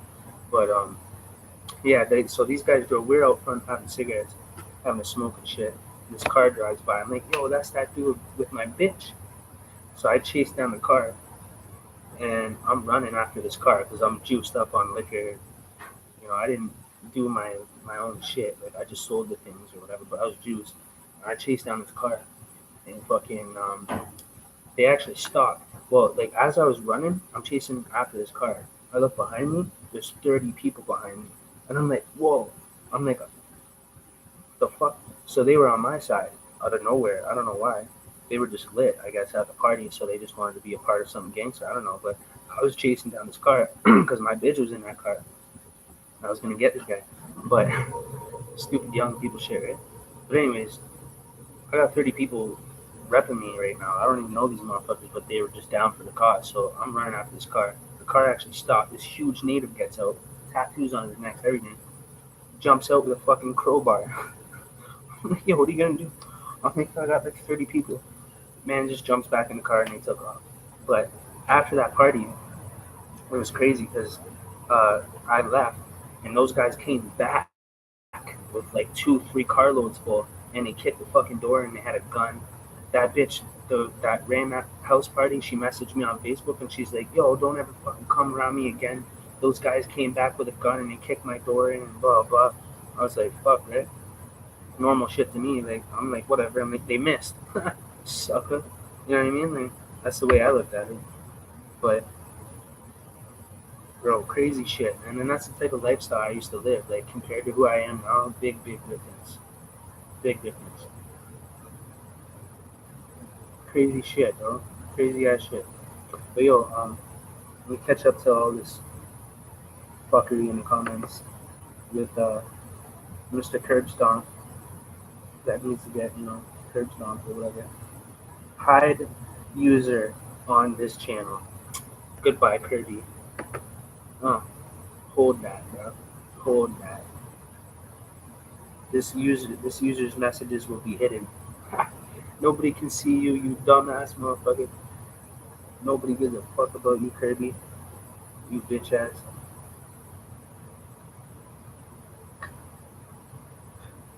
Yeah, yo, Kirby's gone, bro. We deaded that motherfucker. He got kicked to the curb. Yo, Kirby got kicked to the curb, man. He got curbed one time. Message deleted. That's right. This motherfucker got deleted from the Matrix. Yo, Resilient, what's good? Sin City, the mixtape, what's good, yo? What you saying? I'm just here on live for whatever fucking odd reason.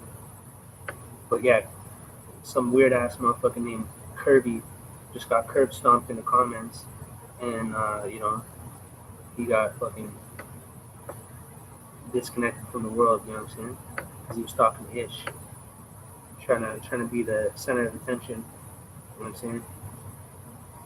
I'm just reading the comments. Hold on. This is so funny. You guys are so hilarious. Yo, Kirby, this is grown folks talk. Go drink your milk. Motherfucker, he needs some milk. All of a sudden you see a bottle of milk. Just slap this guy in his grill. I'm telling you, man.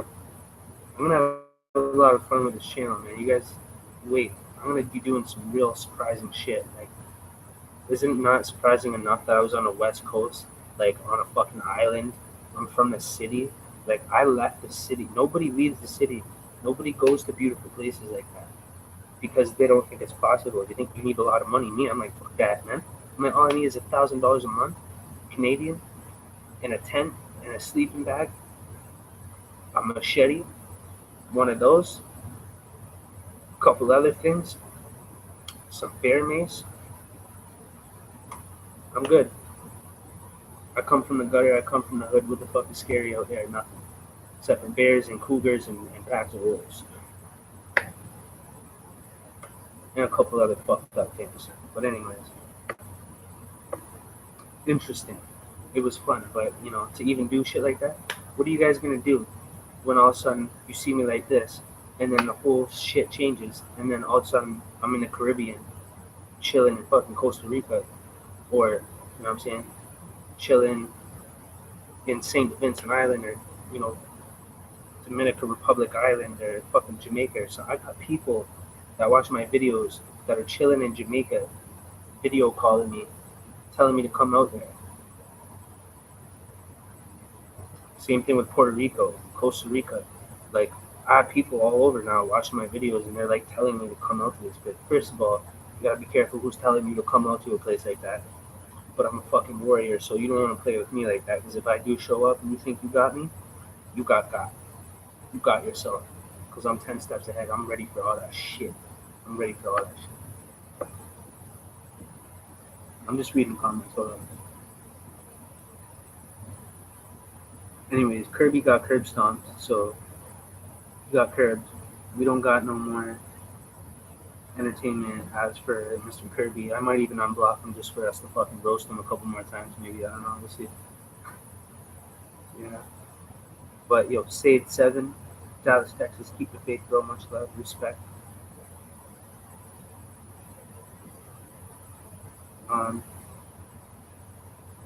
Yeah. Anyways, how many people's watching me? 15. 15 people watching. I wonder who out of those 15 people is the ops. No, I'm just kidding. Uh-oh.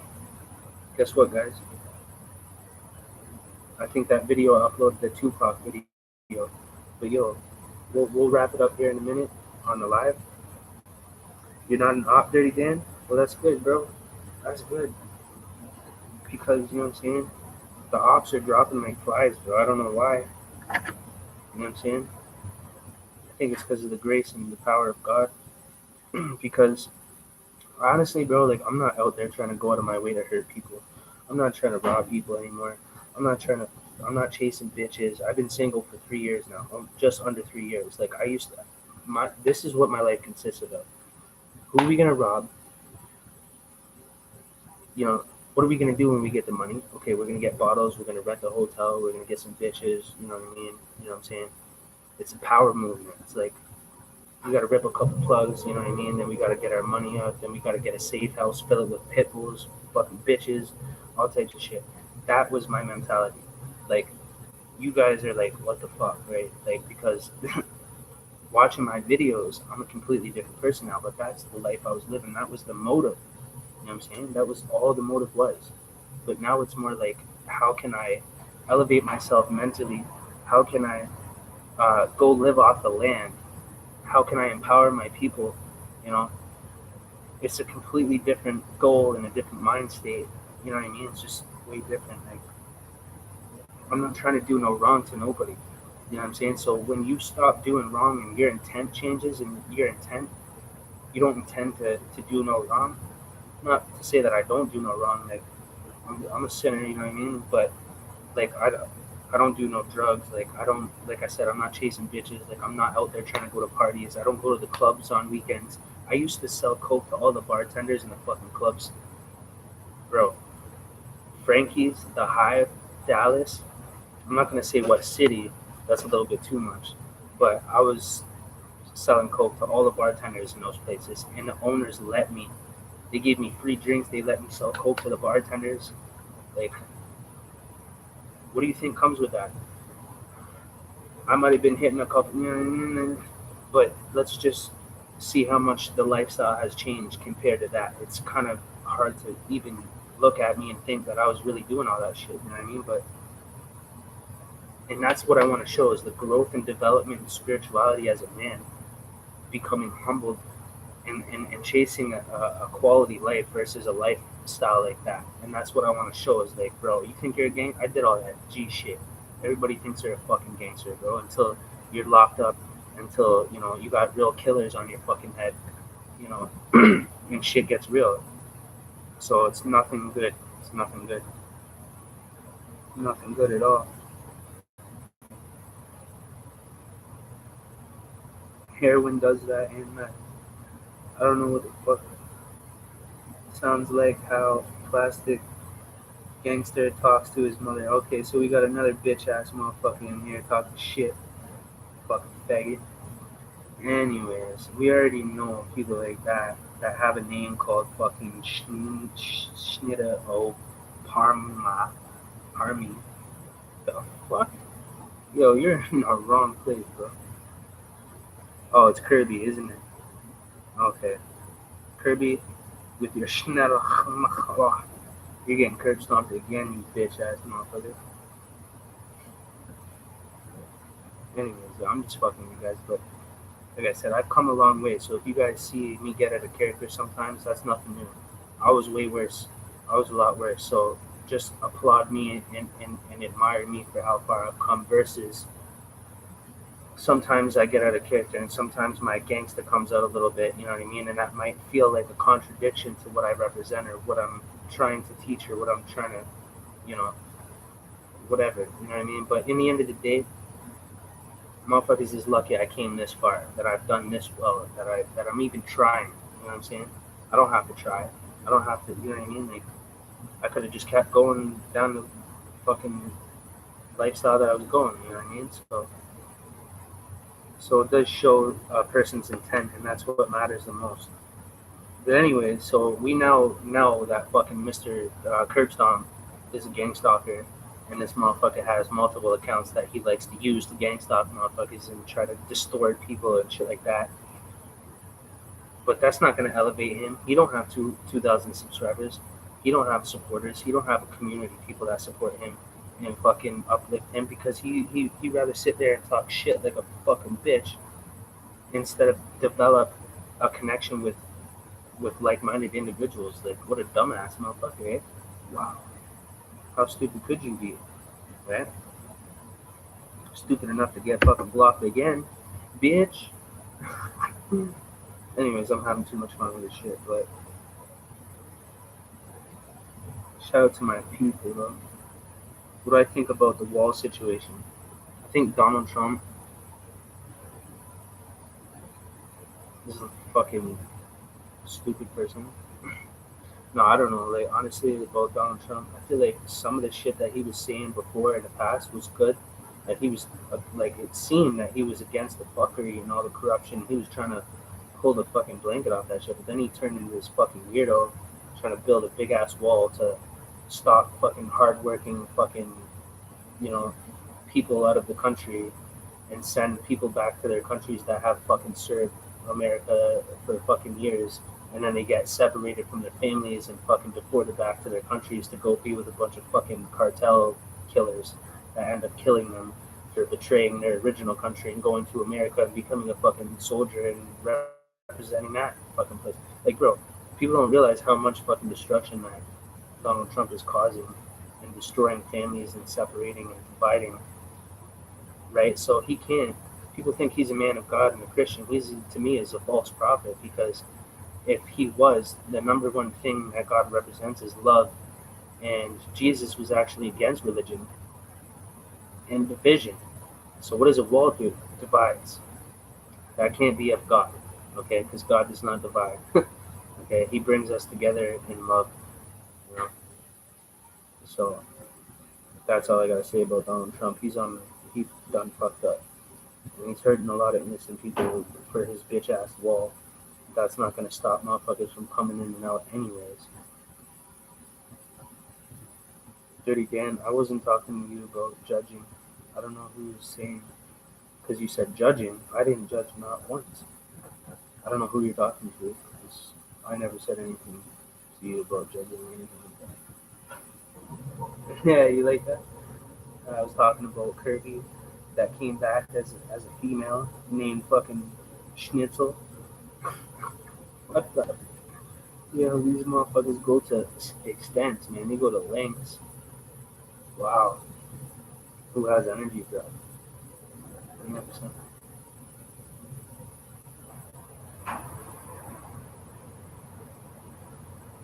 Dirty Dan, what the hell is you talking about, boy?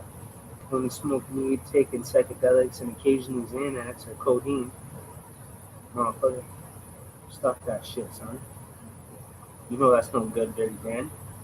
You know what's up, bro. You are powering through with positiveness. Thank you, Midnight. I don't know how to say that last one.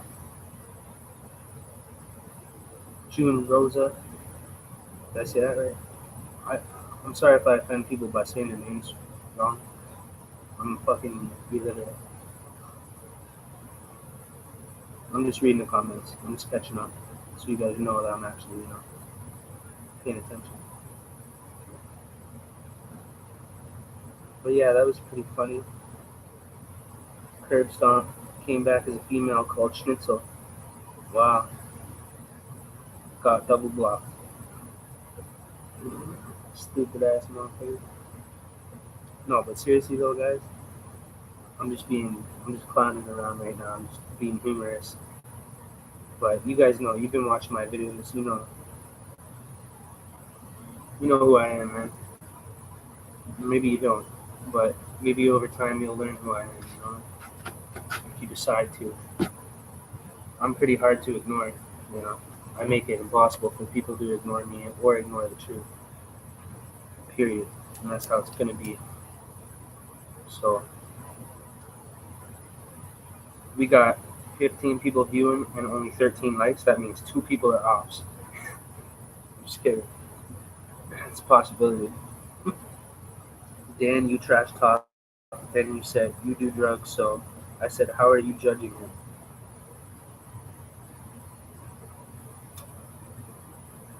And that's what Jude said.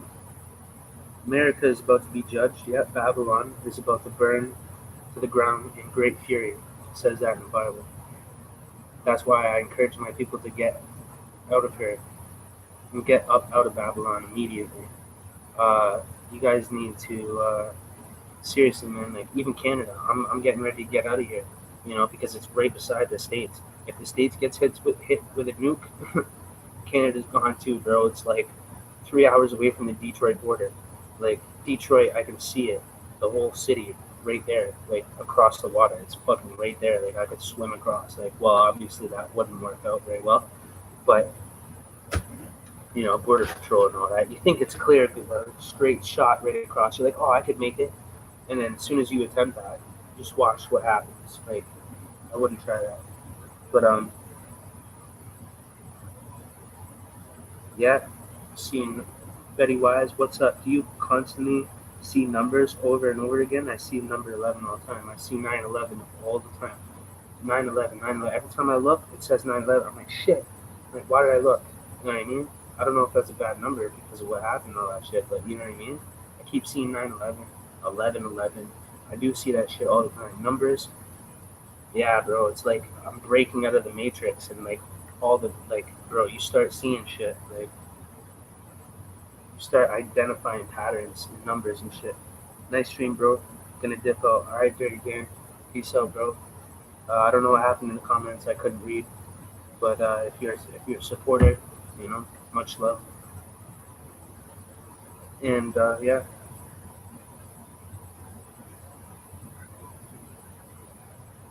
CT, are you a targeted person too?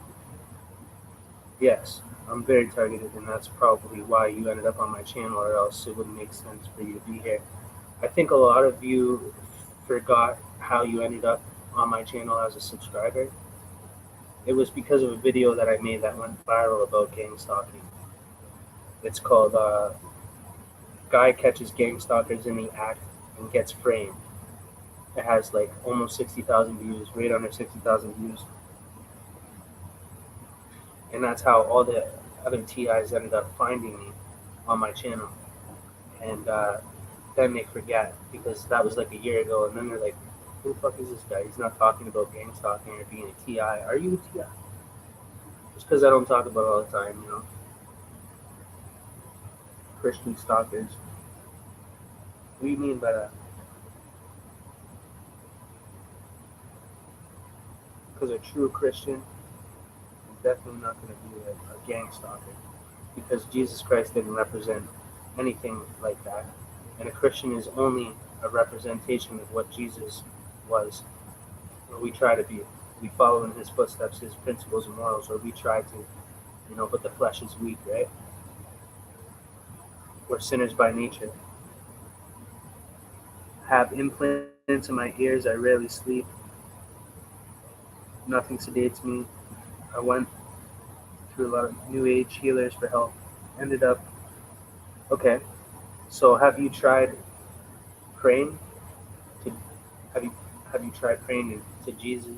Like, have you spirituality, pick the Bible up, weed, excluding certain things out of your diet? Yes, you've done all those things. All you can do is stay in prayer. You have to rebuke it in Jesus' name. You have to cancel it out, and you have to just stay in prayer. And I would recommend everything natural, non-GMO, organic. I struggle with porn again. Everybody has temptations and struggles with temptations. You know what I mean? And those things. You're not to destroy yourself over it and beat yourself up over it. It's just by human nature. But our job is to try to resist those things. And turn from those things as much as possible. It doesn't mean you're not going to fall back to it. It doesn't mean you're not going to fail. Yeah, real shit. Like, who doesn't, right? But the thing is, it has to do with your intent, right? That's the thing, you know what I mean? Like, if you might end up watching porn, you might do a little, you know what I mean? But if you're true in the spirit, it won't feel good. It's not rewarding, you know what I'm saying? And you know that it's not holy, it's not good. So all you can do is continue to try to fight it. Yeah, you're going to fail, you're going to slip here and there. Anything that's not of Christ, you have to fight, and you have to turn from it and repent from it. And repent doesn't mean that you completely stop a sin and never do it again, because that's not possible. And even Jesus said that himself, that these things, the flesh is weak and we are sinners. We're born into sin. But repent means more to every time you fail or you commit a sin or something that you know is not holy or wrong, you have to fight against that. You can't make excuses and be like, oh, well, God is a loving God and he forgives, so it's okay. I can do this. No, you have to fight it like you hate it, like it shouldn't be a part of you, you know what I mean? And like you're disgusted with it, but it's going to happen here and there. Don't beat yourself up about it. Don't hurt yourself about it. God doesn't want that for you to feel bad about yourself. Or that's the devil trying to knock you down and take away from what God really wants to give you. I was healed. I've been through many different sicknesses in my life at different points in time. And seriously, even my mind, I've been suicidal. I've been through every fucking thing. Jail, at least. I've never done a hard drug like crystal meth, heroin, or crack, anything like that. But I've done coke, ecstasy, prescription pills. I've drinking lean before and I overdosed on it. I died in the hospital and flatlined when I was fucking young, like 17. And God has always been graceful to me, and He's showed me that He let me live through all these things. He gave me signs. Like I had these 3 stickers. I OD'd like 3 times when I was young off ecstasy, and the last one was off lean, drinking syrup. And I put the stickers on my wall, and I said, 3 strikes and you're dead. You're done. You fuck up. And it was the sticker that you put off your chest, the electric heart shit, the black tape. Yeah. Every time I end up coming out of the hospital, I put one more piece of tape on the wall, and I said, 3 strikes and you're out. If I fuck this up again, I'm dead. And I end up getting those 3 stickers on the wall. And that was the time that I flatlined and died, and they brought me back to life. And God spoke to me through His angels, like while I was in the back of the ambulance when it happened to me, and they were talking to me like they knew me. They're like, but they didn't know my name. When I called, I just said I'm overdosing, help. And then ambulance came. They knew everything about me, and they said, you know what, Corey, we've been watching you for a long time, and you've been hurting yourself. Why is that? And I'm like in the back of an ambulance, overdosing, dying, floating out of my fucking body like this. Like I could feel my spirit lifting out like that, and I'm pushing it back in. I'm trying to push it back in like that, and I feel myself lifting out, And they're telling this to me. I started bawling. I started crying. I said, listen, I'm sorry. I'm like, whatever I've done, I'm sorry. I don't want to die, I don't know why I do this to myself. I don't know why this is happening to me, and they were very loving, and it was like I felt safe.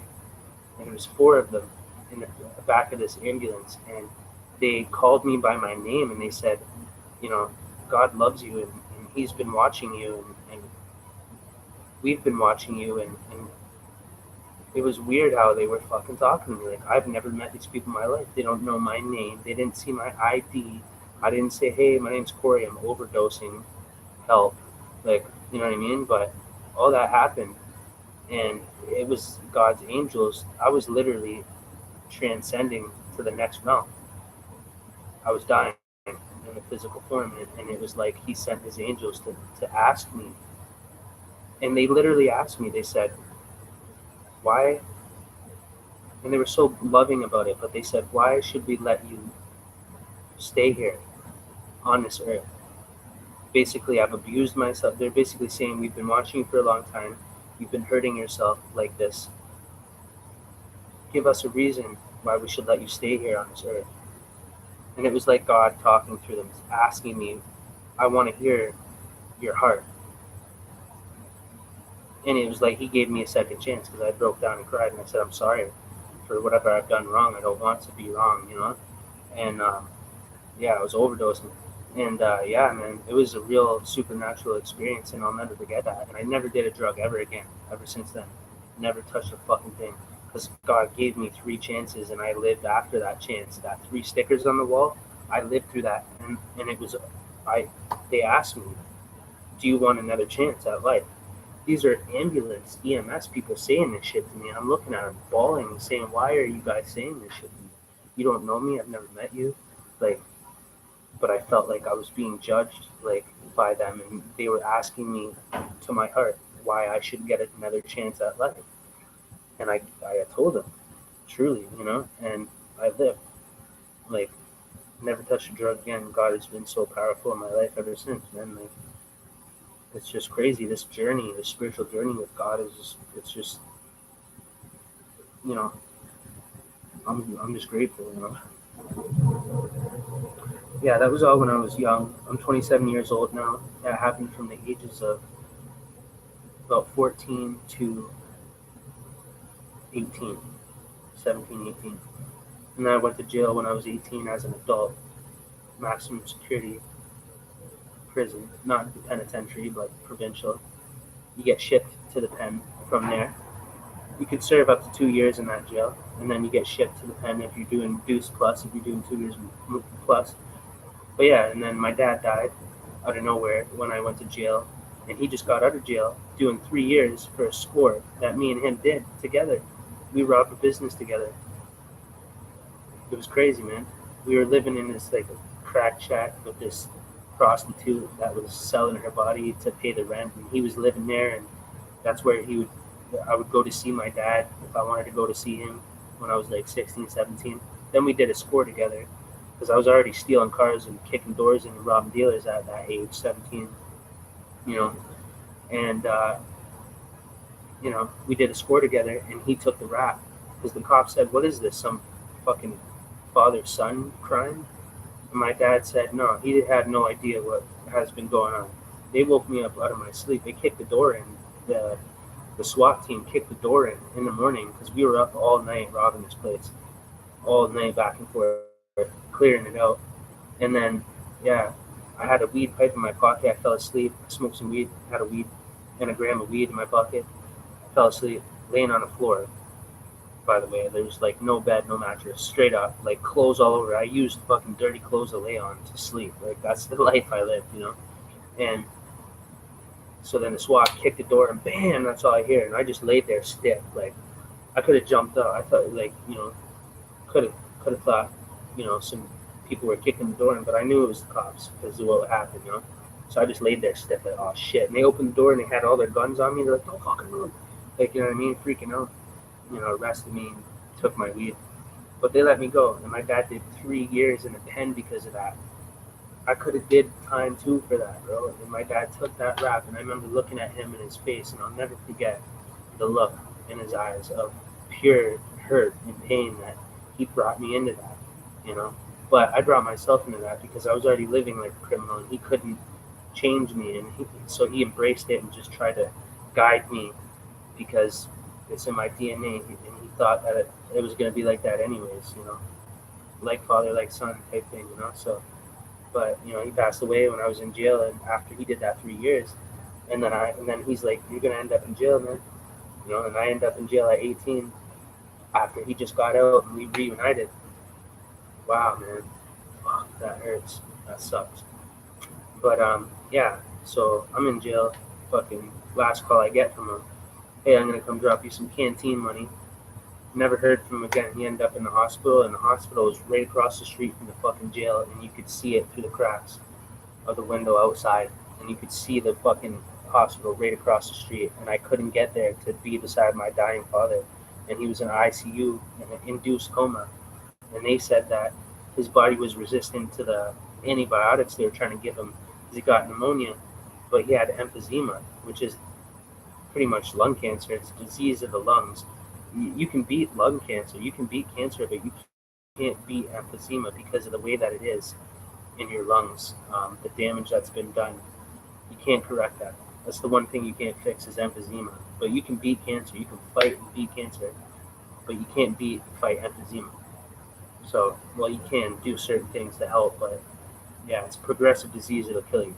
So anyways, yeah, that's what happened, and then he died, and then the judge gave me another 30 days. He gave me another month. I was supposed to get out on compassion of my father's death. Yeah, respect, bro. You know what I mean? That's a tough loss, bro. That fucked me up big time.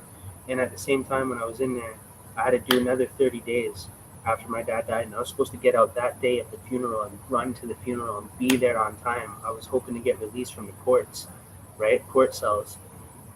I thought I would get. My lawyer was aiming for time served in compassion of my father's death. I did a month already. I did 30 days, and it was my first offense as an adult, 18 years old, and the fucking judge had no remorse at all, and he gave me another month, and I missed the funeral. Fucking piece of shit. Hope that he's probably dead. My word, karma fucking probably ate his food, bro. You know what I mean? But either way, that's what happened. And then I got out of jail a month later. And during that last month that I was in there, my girlfriend that was sending me letters was fucking my best friend, James. I'm not gonna say his last name. I made a song about it. I stomped him out. But yeah, so she was fucking my best friend while I was in jail, and she was writing me letters at the same time. How did I find this out? There's a guy on the phone in the corner on range, and he's like, "Yo," he called me by my last name, and he's on the phone. So I'm thinking this is beef. This is beef from the outside, right? Someone on the outside's like, "Yo, is this kid on range? Yo, clap that motherfucker," you know? So I'm like, all right, let's go. Right away, I'm thinking, okay, I'm trapped in jail, bro. You have to fight. You know what I mean? You got no fucking choice. You're gonna get slumped, you know. So I'm just, let's go, right? And then he's like, "Yo," called me by my last name. I walk over the phone. I'm stiff, ready to fight. And he's like, "Yo, your chick's on the phone." So I'm like, oh, this is beef for sure. Now he's trolling, right? There's no way my chick's on the phone. They're fucking full of shit. So he's just trying to get me to walk up close so he can smash me in the face with the phone or something. You know what I mean? Right? Yeah. Got prego when you was locked up. Fucking, that's the sickest gut feeling you could ever have. Fucking kick right in the fucking gut. It's disgusting. Hurts so bad. But especially when you're locked up, you gotta do time and dwell on it at the same fucking time. That's the worst time you can ever do, man. But especially your dad dying and your girlfriend and your best friend. That's the worst time you could ever do. There's no worse time than that. And then I have enemies on range trying to fuck me up, jump me, and kill me at the same time. It doesn't get any worse than that. That is rock fucking bottom. There's no worse bottom than that. Anyways, so I get on the phone. This guy walks away. And there she is on the phone. And she's like, "Yo." I'm like, "Can you just send me a letter saying how much you love me off? What's going on?" She's like, "I'm with James now. I'm fucking James. Fuck you, you fucking goof, blah, blah." They committed to their sin. So they just went off on me and just took their side and was like, "Fuck this guy," you know, because they know what's going to happen when I get out of jail. I'm going to fuck them both up probably and go to jail for a domestic or some shit. Who knows, right? I don't know. My dad just died. I was not thinking right. But I got out of jail and, you know what I'm saying? He ended up coming to my house. Anyways, he got on the phone and he was like, "Yeah, fuck you, blah, blah." So I'm like, "Yeah, you're a snake." I'm like, "Now you're acting tough. Now that I'm in jail, you're fucking my bitch. You're a bitch." I'm like, "Yo, when I come out, you already know what time it is, eh?" Boom, hung the phone up. Hard time, bro. Hard time in myself. My dad died. My bitch is getting fucked by my best friend. My best friend switched on me, betrayed me. I'm ready to kill. And I'm not playing. Like, if somebody did anything to me in that 30 days in jail, I would have killed them and I would have still been in jail to this day. But nothing happened. I got out and he showed up to my place in the wintertime, threw something out the back of my window, like a snowball or some shit. It was in the winter. I was drinking with my boy. He's in the pen doing 13 years now. He's tatted up, fucking straight pen timers, most of his life in jail. He's probably gonna do life. He probably killed someone already in there, but either way, so we're chilling, drinking 40s of OE. You know, we're fresh out. He was actually in my cell when my dad died. He was on range when that shit happened. But when we got out, he got out first, like 4 days before me, and then I got out. So we linked up. We're drinking 40s, chilling at my mom's. My mom kind of just let me do whatever the fuck I wanted at that point because I was heading for destruction. My dad just died. I'm ready to fucking go out with a bang. You know what I'm saying? So they were light with me, you know. Her and her fucking piece of shit ex-husband or whatever that she's no longer with. But anyway, so it comes to the back. I come outside. I'm holding my 40. I'm drinking it. He was drunk, so it was a fair fight. I was like, all right. I'm like, let's get it. So, anyways, we started fighting in the middle of the street. He almost had me. He got my shirt over my face, and he was punching me in the face while my shirt is over my face, and I'm still hammered. I put my head down, and I just kept punching. Bam, bam, and I'm getting punched, white flashes, bumps in my head, everything, and I'm still giving it. You know what I mean? And then I hit him one time, and the punches stopped. I got him a good one. I got my shirt, like, took my shirt right off. And then I look, and he's going like this. He knows, fuck, I slumped him. I hit him a good one in the chin. I guess I knocked his shit up, made him dizzy or something. He fell down, and he was on his knees, and he went like that, bracing for impact. And I just ran up on him, started smashing him, kneed him in the mouth. And then my boy ran and picked me right up off the ground, like literally, and like threw me like 10 feet. And he's a big motherfucker. He's a scary motherfucker, right? He didn't do nothing. We didn't jump him or anything, but that's how Canadians fight. Come on, bro. There's no difference in between a fucking American or a Canadian. You guys are fucking crazy if you think there's any difference. I chill with Americans all the time. I talk with Americans every day. There's no difference in the way we talk, the way we fight. I fought Americans before.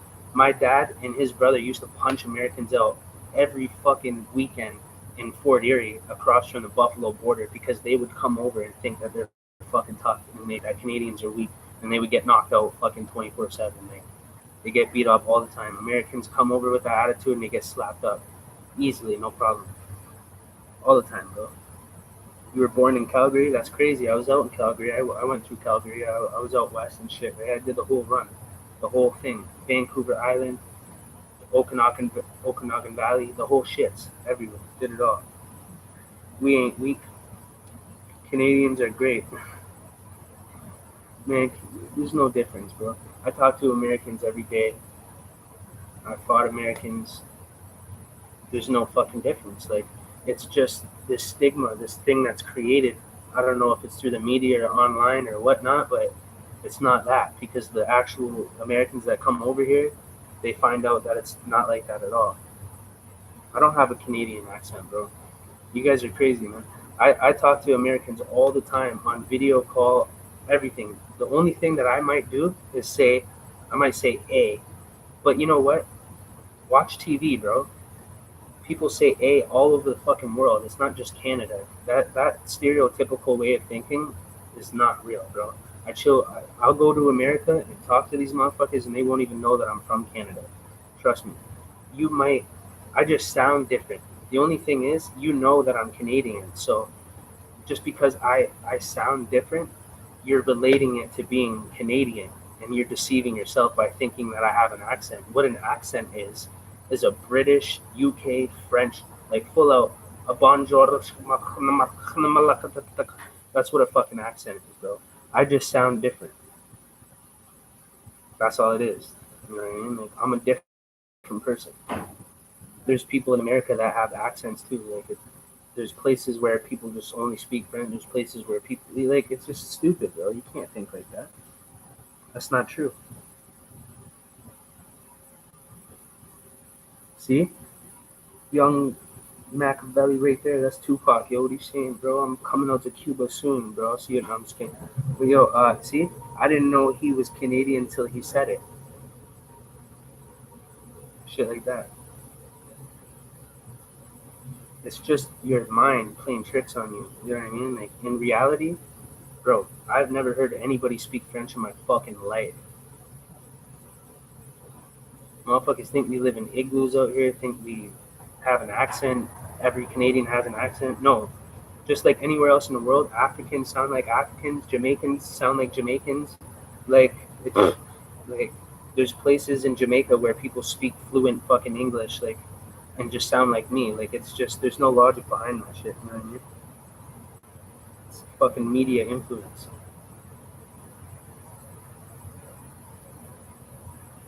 You say, dude, Canadian. I don't remember saying dude Canadian at any point in time, so I'm not even sure what the fuck you're talking about, but maybe you can emphasize on that. I don't know, but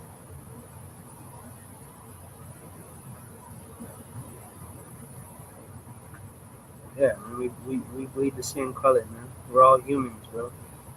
Everybody is gonna have a different charisma or essence about them because we all come from different places. We all grew up different. We all have different influences in our lives. Like, it's so stereotypical to think that all Canadians have an accent and we live in igloos and fucking hunt whales. Bro, what you guys think out there, I have never even seen in my whole life living as a Canadian out here. That's how unrealistic it is. None of it exists at all. Like, been a fan for years. I commend you for speaking out about gang stalking. I really have some serious things I want to discuss with you, not public, not on a public forum, a fellow artist. All right, Miss Vibes, Miss Vibe. You know I'm not hating when I'm telling you, saying all this shit. I'm not arguing or nothing. I'm just spitting real facts. You know what I mean? But yeah, man. Like yo, for one, if you guys notice, all my videos, I leave links to my social media so you guys can hit me up. I don't know if you guys noticed that, but my name, Corey Resilient, on YouTube is the same name on Facebook. So if you guys want to look me up right now on Facebook, Corey Resilient, and add me right now, make sure if you add me, though, you have to send me a message because a lot of people try to add me and I don't know what the fucking intent is. You know what I'm saying? So you have to show your intent if you're going to add me on Facebook. So just message me and be like, yo, I'm your homie from YouTube. I watch your videos. Let's talk. And I'll accept your friend request and I'll talk. I'll video call you, whatever, anything. And we'll talk one on one. Let me just catch up with some of these comments. You know what another thing is? How much of a blessing that it is to me to have even just you guys, supporting me. Because when I started this channel, I was on my knees crying because I was completely broken down because the system took me right off the internet. If you look my music page up on Facebook, type in Sincere music with a Z, no spaces. You're gonna see my page pop up, and you're gonna see a blue check mark beside that page because I'm Blue Badge verified on Facebook. That means I'm authenticated as that person, as a public figure. Only usually celebrities get verified and shit like that on Facebook, blah, blah. But I lost that access to that page. I can't get that page back. That was my music page. I built that up, to build my music career and build a presence online. And I got verified, all that shit. And they took everything away from me. One day I woke up and 3 of my profiles were completely permanently disabled. When I went to log on, it said disabled. And then it told me my actual government name. I am no longer allowed to use Facebook. Like, my government name was blacklisted by Facebook. I can't just make a brand new account and start over again. I tried to make new accounts and they kept blocking them, disabling under my government name. So what I had to do was make a Facebook called Corey Resilient, and then it kicked me out of that Facebook, Corey Resilient, and it said upload your ID, your government photo ID to prove that you are this person, or else you can't get your account back. I'm like, bro, this is fucking crazy. I'm like, I've made 30 accounts under. I was using a VPN, Tor, a MAC address changer, and they're still tracking me somehow. I'm using different emails, different phone numbers, different names. I tried every fucking thing to get back on Facebook. Disabled this. I don't know how they were figuring it out. I used different devices to create the accounts. My phone. I used my friend's phone. It don't matter. They kept disabling the accounts. So this time they kicked me out and told me to upload my photo ID because they know I don't have photo ID that says Corey Resilient, government photo ID. So they know I'm fucked. But what I did was I photoshopped my ID and I made it say Corey Resilient. So I got to keep that account.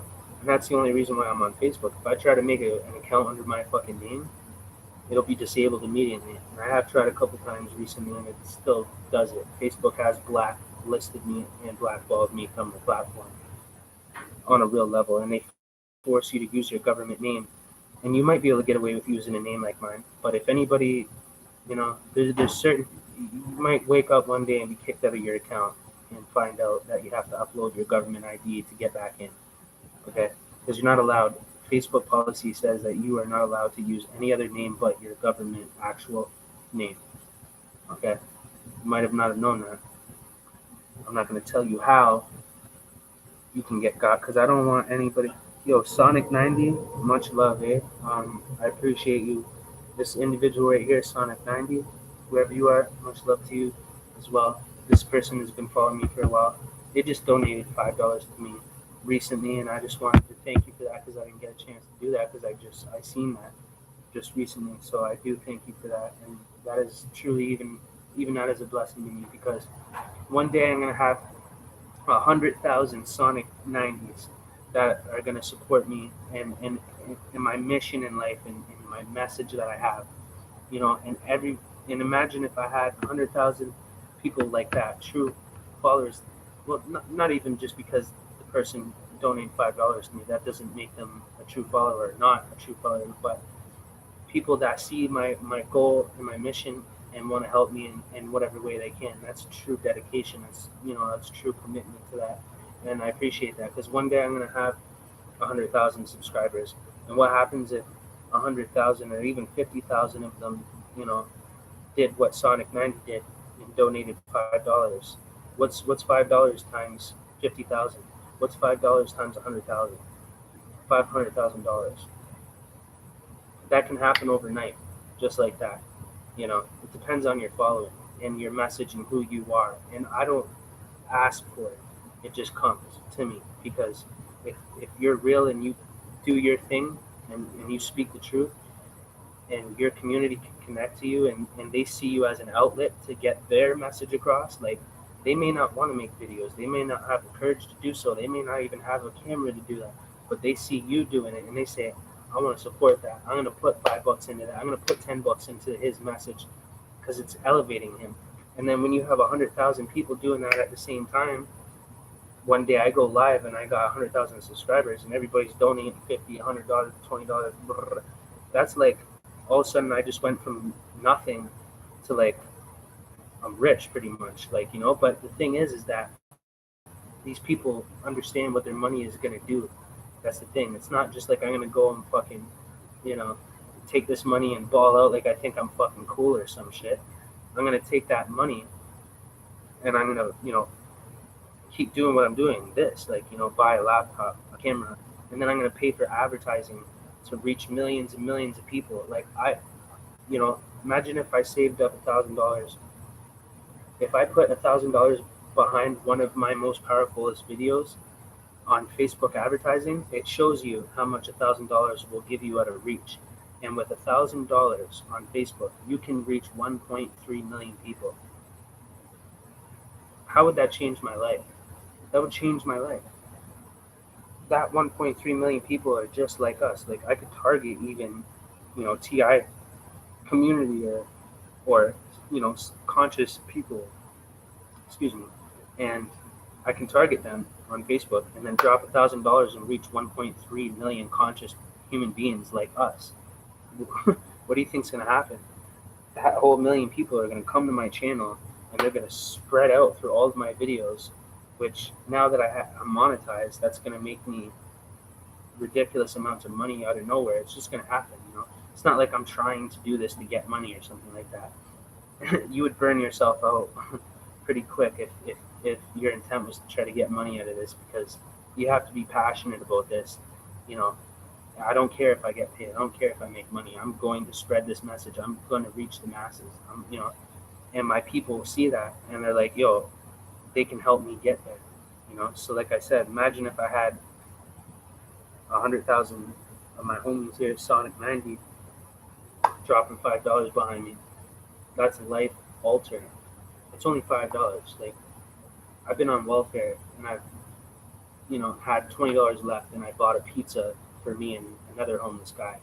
You know what I mean? It's just, it don't matter to us. We already don't have a lot. You know what I'm saying? So it's just like $5 can change somebody's life and you don't even know it, because if you had 100,000 people doing that, at the same time, like I said, that's $500,000. That's life altering, man. And imagine what somebody like me would do with money like that. Imagine. And that's why the devil doesn't let people like me get money like that, because they know how powerful that would be, how many people's lives I would change. I would become a threat on a mass level scale. And that's why they cut me off on Facebook. That's why they limit my videos on YouTube. That's why I need to grow my solid following like you guys.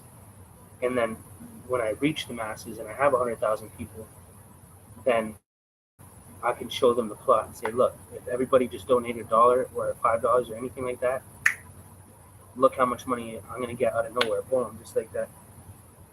See what I mean? Sonic 90, that's $10 now that Sonic 90 has just done that for me. That's such a blessing. You see that? What just happened right there? That I couldn't even imagine something like that happening, or me ever making money from being on YouTube. That's just so far away from my reality. It's not even real to me, right? But that right there just gives me hope, because it shows me that one day I'm gonna reach masses, you know, with your guys' help. Like, you guys gotta share my videos. You gotta be relentless with them and share them in groups, and like, just know that I represent you. You know what I mean? And I represent your message. So whatever you invest into me is going to invest into you and into your message too. You know what I mean? And that's my goal. That's my intent. You know, and I will achieve that, but I can't without my people. So, like, in the end of the day, thank you again, Sonic 90. Speak the truth, bro. Don't forget about me. Never, bro. The day ones, I'm gonna remember all these people. I only have 2,000 subscribers, so think about how in touch I am with my following. You know what I mean? Like, I'm sitting here reading your guys' comments. Like, I'm interacting with you guys. I'm gonna remember that. Like, if my shit blew up one day and my shit went viral, and like all of a sudden I had 100 subs and got verified on YouTube, and like, I'm gonna remember that select like 50 to 100 people that were always there, that were doing stuff like this. And believe me, I'm going to figure out a way to empower you guys, even financially, because if I reach that point and I got 100,000 subs or something like that, right? And let's say, or I had 200,000 subs and 100,000 of them donated $5. I just made $500,000. That's too much money for me. You know what I'm saying? I don't need that. I can take $100,000 and I can flip that a million times and make $1 million off that. So just imagine the possibilities. You know what I'm saying? What do you think I'm going to do with $500,000? I'm going to create a financial system for my people, for TIs, for the lost and the broken, for the people that lack, that don't have, because I come from that. You know what I'm saying? Imagine that. And all my people got to do is donate $5, and that's it. And you know what I mean? I could do that on welfare, but that's not the point. The point is that when you have 100,000 people strong behind you and they all donate $5, that's $500,000. Now, what I can do is take that $500,000, reinvest $100,000 to make another $500,000. Take another 100,000, reinvest that, make 500,000. Make it, and it just keeps going. I know how to do that using advertising. I have online businesses. I have things ready and prepared for that day. And what I'm going to do with that is I'm going to create a financial system for my people, like let's say like welfare type thing, but it'll be like $1,000 a month for.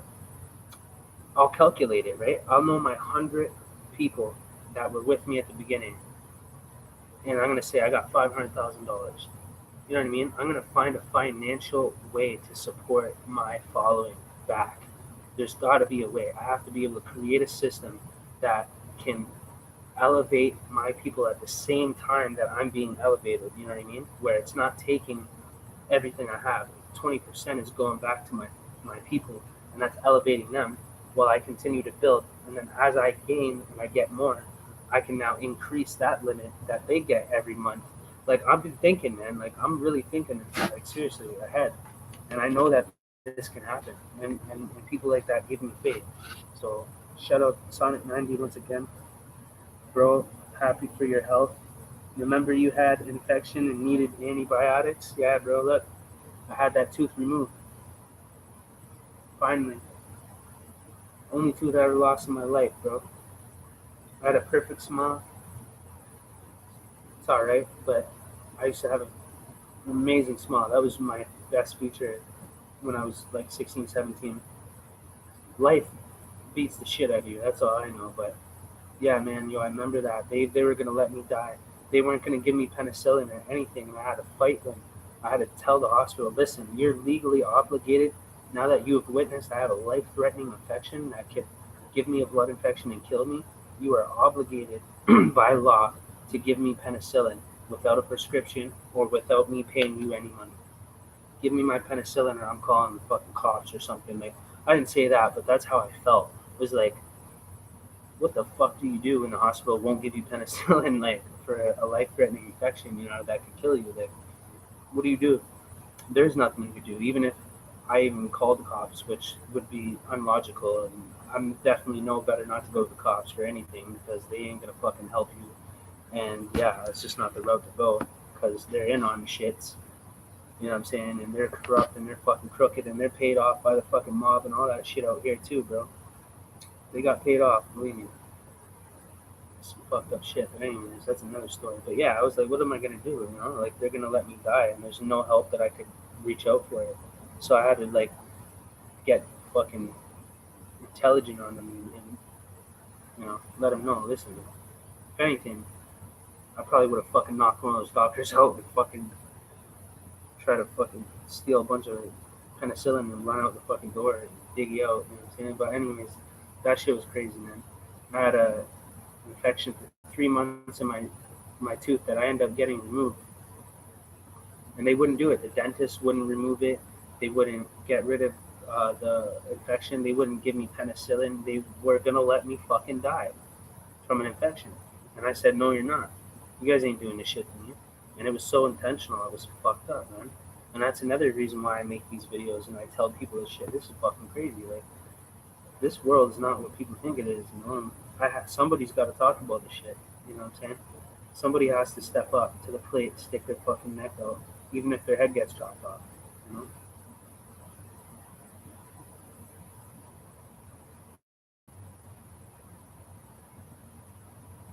Yeah, they do all that shit for free in jail in the states. Yeah, well, it's because people die all the time in jail too from just them not paying attention to people. They just let you die in jail too. Like, but I guess they don't want to look bad either, and they do get a bad rep all the time from people dying in jail from not getting medical attention. You guys probably just seen that one about that. And he was a good guy. He probably never been in jail ever, and yeah, I forget what happened, but he died because they were not attending to him properly the way he needed to medically. They don't give a fuck. I remember being in jail too, man, and I tried to uh, put a slip in to see a doctor like 100 times and never got. Months went by, never seen a doctor. I had a big lump in my throat right here, and it was my lymph node, but I thought it was I thought it was the jugular vein, and I thought it was an aneurysm or some shit. I was tripping out, but thank God it wasn't. Oh yeah, American jails are the worst for sure. Well, I mean, compared to Canada. But you'd be surprised, bro. It's not really much. It's crazy how you would be so surprised how much it's really not that different out here. Like jail, gangs, like the streets, drugs, fucking all that shit. It's like it's just smaller. That's all it is. Everything we have it all. Human body trafficking, children being snatched off the street and put into the fucking sex trade in fucking Seattle, getting shipped off to China from fucking Vancouver Island, bro. I'm telling you, there's arms and legs that show up floating in the fucking water, bro. You have no idea. Canada is not what people think in America at all. Zero. You would be fucking lost if you came here and seen and experienced the streets from the ground up. You would be fucking torn because you thought that Canada was such a great country and you could come there to escape oppression and all this shit, and then you come here and it's the same fucking thing. And you're like, oh my god, like imagine how mind-boggling that would be. That would ruin your fucking life. Like, there's no way out. There's no good place to go. Canada would be the best place you could possibly go, and and it's going down. That's what's terrifying. Yeah, Mexican jails are probably definitely worse than American jails and Canadian jails. Like Canada's probably the best place you could possibly fucking be, and it's not the best place you could possibly be. Like, that's what's fucked up. And I don't mean to sound like I take it for granted or something, but it's true, man. Like, I talk to people in America every day. I talk about the jail system. We talk back and forth to try to figure out the difference. We try to, you know what I mean? And I talk to people all over the fucking world, man. Jamaica, Costa Rica, Puerto Rico, everywhere in America you could think, Los Angeles, everywhere. I talk to people, and I make sure I note that in my mind that these people come from these places, such diversity that you'd think there's such difference, but there's not. It's an illusion. Separate, divide. That's what the system's job is to do: is divide us, make us think that we're different from each other, to hate each other. Like my cousin CT says, my cousin's dad is screwed. He's not getting paid now. The courts won't pay him because of the shutdown. Yeah, sucks being a lawyer. Yeah, well, guess what? They're shutting the same shit down over here now, bro. Because Canada is basically the states' bitch. Because we're the ones that didn't disagree, so we didn't get slapped up. Because that's what they do. Is if you disagree with them, they will infiltrate you, throw dirt on your name, so the whole country of America hates you, and then they'll come and annihilate you. You know what I'm saying? Canada was like, we don't want no beef. You know what I'm saying? Because we've seen these motherfuckers and we know how they get down, so we're just trying to avoid it. Not that we wouldn't stand up, because Canada has made a stand to America in a few different things and said, nah, fuck you, we ain't doing that. We know what you're trying to do. You did that with that country. You did that with that country. Nah, you ain't doing that to us. You know? And then because we are considered the good guys to the other countries, they don't want to look even more like a piece of shit bully and fuck with us too much. Because then the other countries are going to get involved and say, fuck you guys, man. You want to bully Canada? We're going to smash you out. You already bullied every other country. You're not getting away with that one. You know what I mean? Yeah, everybody wants to move to Canada. They don't realize that the States is bringing that ruling to Canada, and Canada has been infiltrated now and betrayed, and the system is changing, and it's becoming just like America. It's fucked.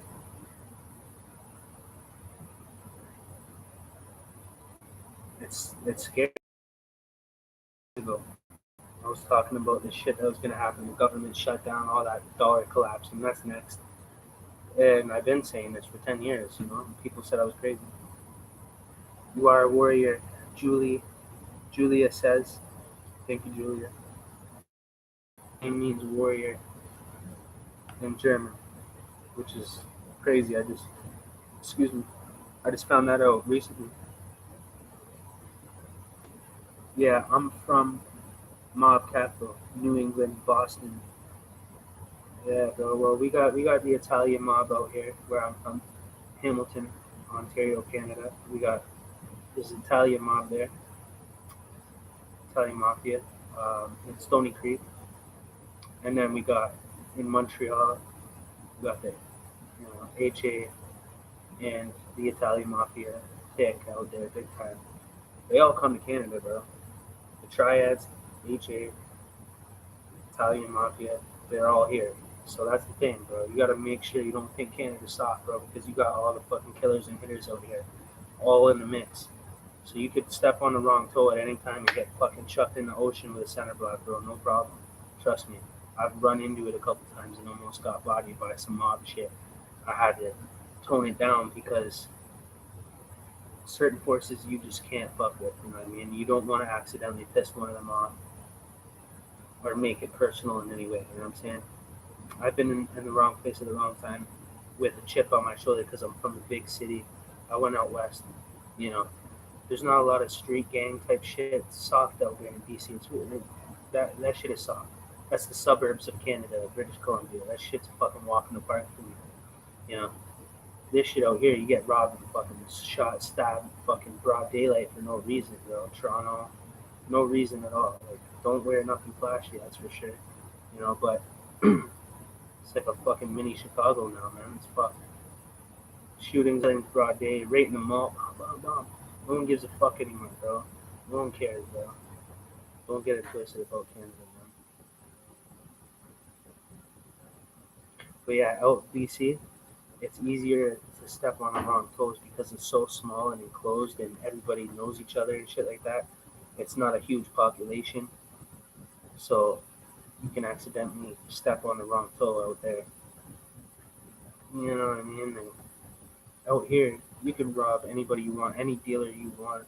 You're not gonna be ripping off from HA or ripping off from the Italian Mafia and shit like that, because that's so down here that you're not even gonna touch them up there. You know what I mean? But when you go out there, it's easy to accidentally step on certain toes and shit, but you'll never see them. And there's no danger to you or any of that. It's organized. They don't give a fuck about any small time shit unless you're involved in the game up there and you're moving big weight and you get doing shit like that. Then you can get clapped for no reason. But yeah, people would be fucking shocked. But yeah, I ran into some shit out there that I was surprised about. Out here, it's mad street gangs, blacks, refugees, every color, every race. Somalian gangs, they're fucking just slaughtering and shooting each other, like everything, bro. You know, but out there it's all skinheads and bikers, right? And they're fucking like the biggest gang in the fucking world. So that's the only one you gotta worry about the most, because they're fucking on some real savage shit. Their name is Hell's Angels for a reason.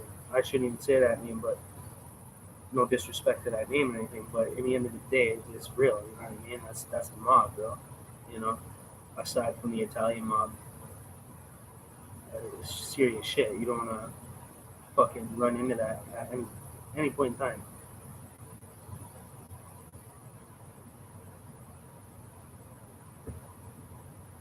I'm scared to read the comments now. I'm just kidding. I don't fear nothing, bro.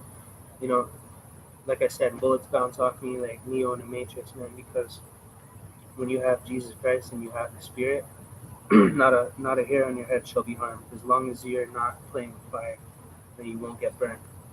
Stay in your own lane.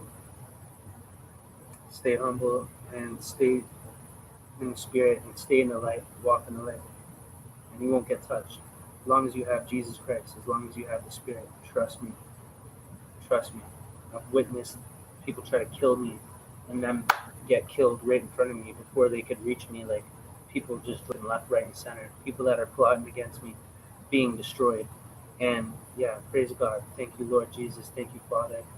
Um, you know, may those who plot death against me fall into their own traps. And, you know, no weapon formed against me shall prosper. In Jesus' name, amen. That's the power. As a TI, that's the power that you just witnessed right there. Nothing can touch me, man. I will continue to prosper in Jesus' name. My channel will prosper. My donations will prosper. My finances will prosper. All in Jesus' name. You guys are going to witness all of this happen.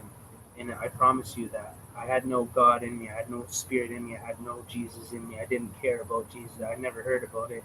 Nobody mentioned God to me. Never picked the Bible up. Didn't give a fuck. Was on some savage shit. I was trying to become the most evil person I could fucking possibly be to dominate in this world. That was the goal. And then God took me right off my fucking path and put me on a different one. And it's changed my life ever since, and it keeps changing. You guys are witnessing it on this channel since a year ago, since I was in BC. This is all God's plan. This is all God's hand. This is not normal shit. People don't just go from the West Coast to the East Coast to the West Coast and live off the land in tent all across BC and making videos about gang stalking and the shit going viral, like being shut down on all social media platforms like Alex Jones.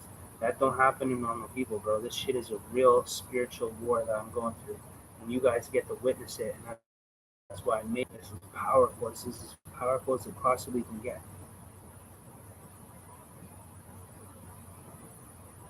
Still alive past that shit, he said. Bro, I'm telling you, man, I've had my enemies. I've had people take a picture. I've got warning. Somebody text me and say, yo, they're coming for you right now. Keep an eye out, eh? They're coming for you and they got the piece. And they're looking to burn something for real, eh? And I'm like, okay. I'm like, no problem. So I'm observing it. I've been in war in the street. I've been through all that shit, you know. So I'm just waiting.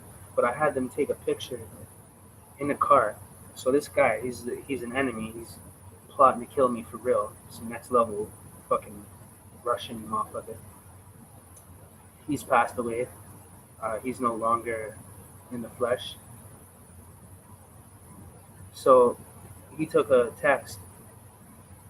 He texted me a picture of a bulletproof vest with two blunts and a handgun Glock pistol beside the two blunts on top of the bulletproof vest, and he was like, "Come smoke a blunt." And then, these guys don't play around. They're not joking when they make gestures like that. That's a real fucking threat to my life, you know? And I know these guys are dirty and they're greasy and they fucking get people, you know what I mean? So I'm like, alright. So check this out. This is crazy. I was gonna make a separate video about this, but I'm just gonna talk about it now. So they sent me a picture. It was him and his boy in the car. I found out. I'll tell you how I figured this out later. I swear a lot, and I plan on removing that out of my life and out of me. But for this time, this is where I'm at, and there's a reason why I swear the way I do. Because you know what? I'm able to reach a demographic of people that can relate to me. People that come from the streets, people that go to jail, people that have spent their lives in jail, criminals, gangsters in the street. That's how I can connect with them, is speaking their language. And God allows this because I'm reaching a certain demographic of people that He wants to reach through me, even though that I'm still a sinner, and I swear, okay? Disregard that, because God has a greater plan, and He will finish the work that He has put in me, and He will finish it. And all things that are not worthy of Him, that don't give glory to God, will be removed in time. Let God do His job. Let him do His work, and it will become. And the things that are not of Him will be gone. Okay, all in time. Don't focus on the small things up front. You know what I mean? Don't pay attention just because of the swearing. Don't let that sway you away from the truth or the message, because that would be very wise. But so, anyways, they took a picture of the gun on a bulletproof vest with the two blunts. He said, "Come smoke a blunt," and that was a threat to my life. And these guys are actively driving around trying to find me to shoot me for real, right? So I gotta say, what ended up happening with this enemy is he admired me. The day that they took the picture of the gun, wow, another $5. That's $15 already from Sonic 90 that has donated to me. Yo, much love, eh? That's crazy. That's such a blessing to me. I have no idea. But I want to tell you guys, this is crazy, man.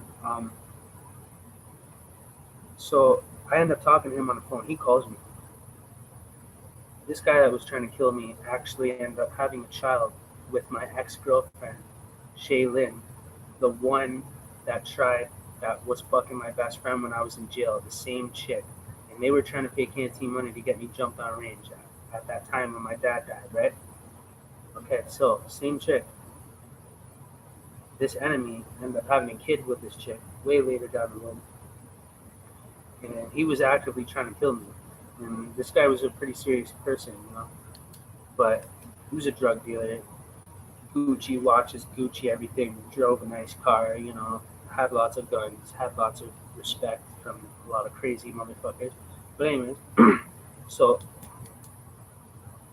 I end up talking to him on the phone. He calls me and he told me about that night, that day, that they sent that picture. They were doing coke. They were doing lines of coke. And he said, seriously, we were going to kill you. And he's opening up to me now about this, like years later. And he said that day that we were planning on trying to find you and kill you, and we sent you that picture, my boy died that night from an overdose doing coke. We were both doing coke, and he died that night. And he said to me that they were playing one of my songs. And in one of my songs, I said something like, if you try to kill me, you will be destroyed. Those who try to come against me will be destroyed, because I am a child of God. And I said that in one of my songs.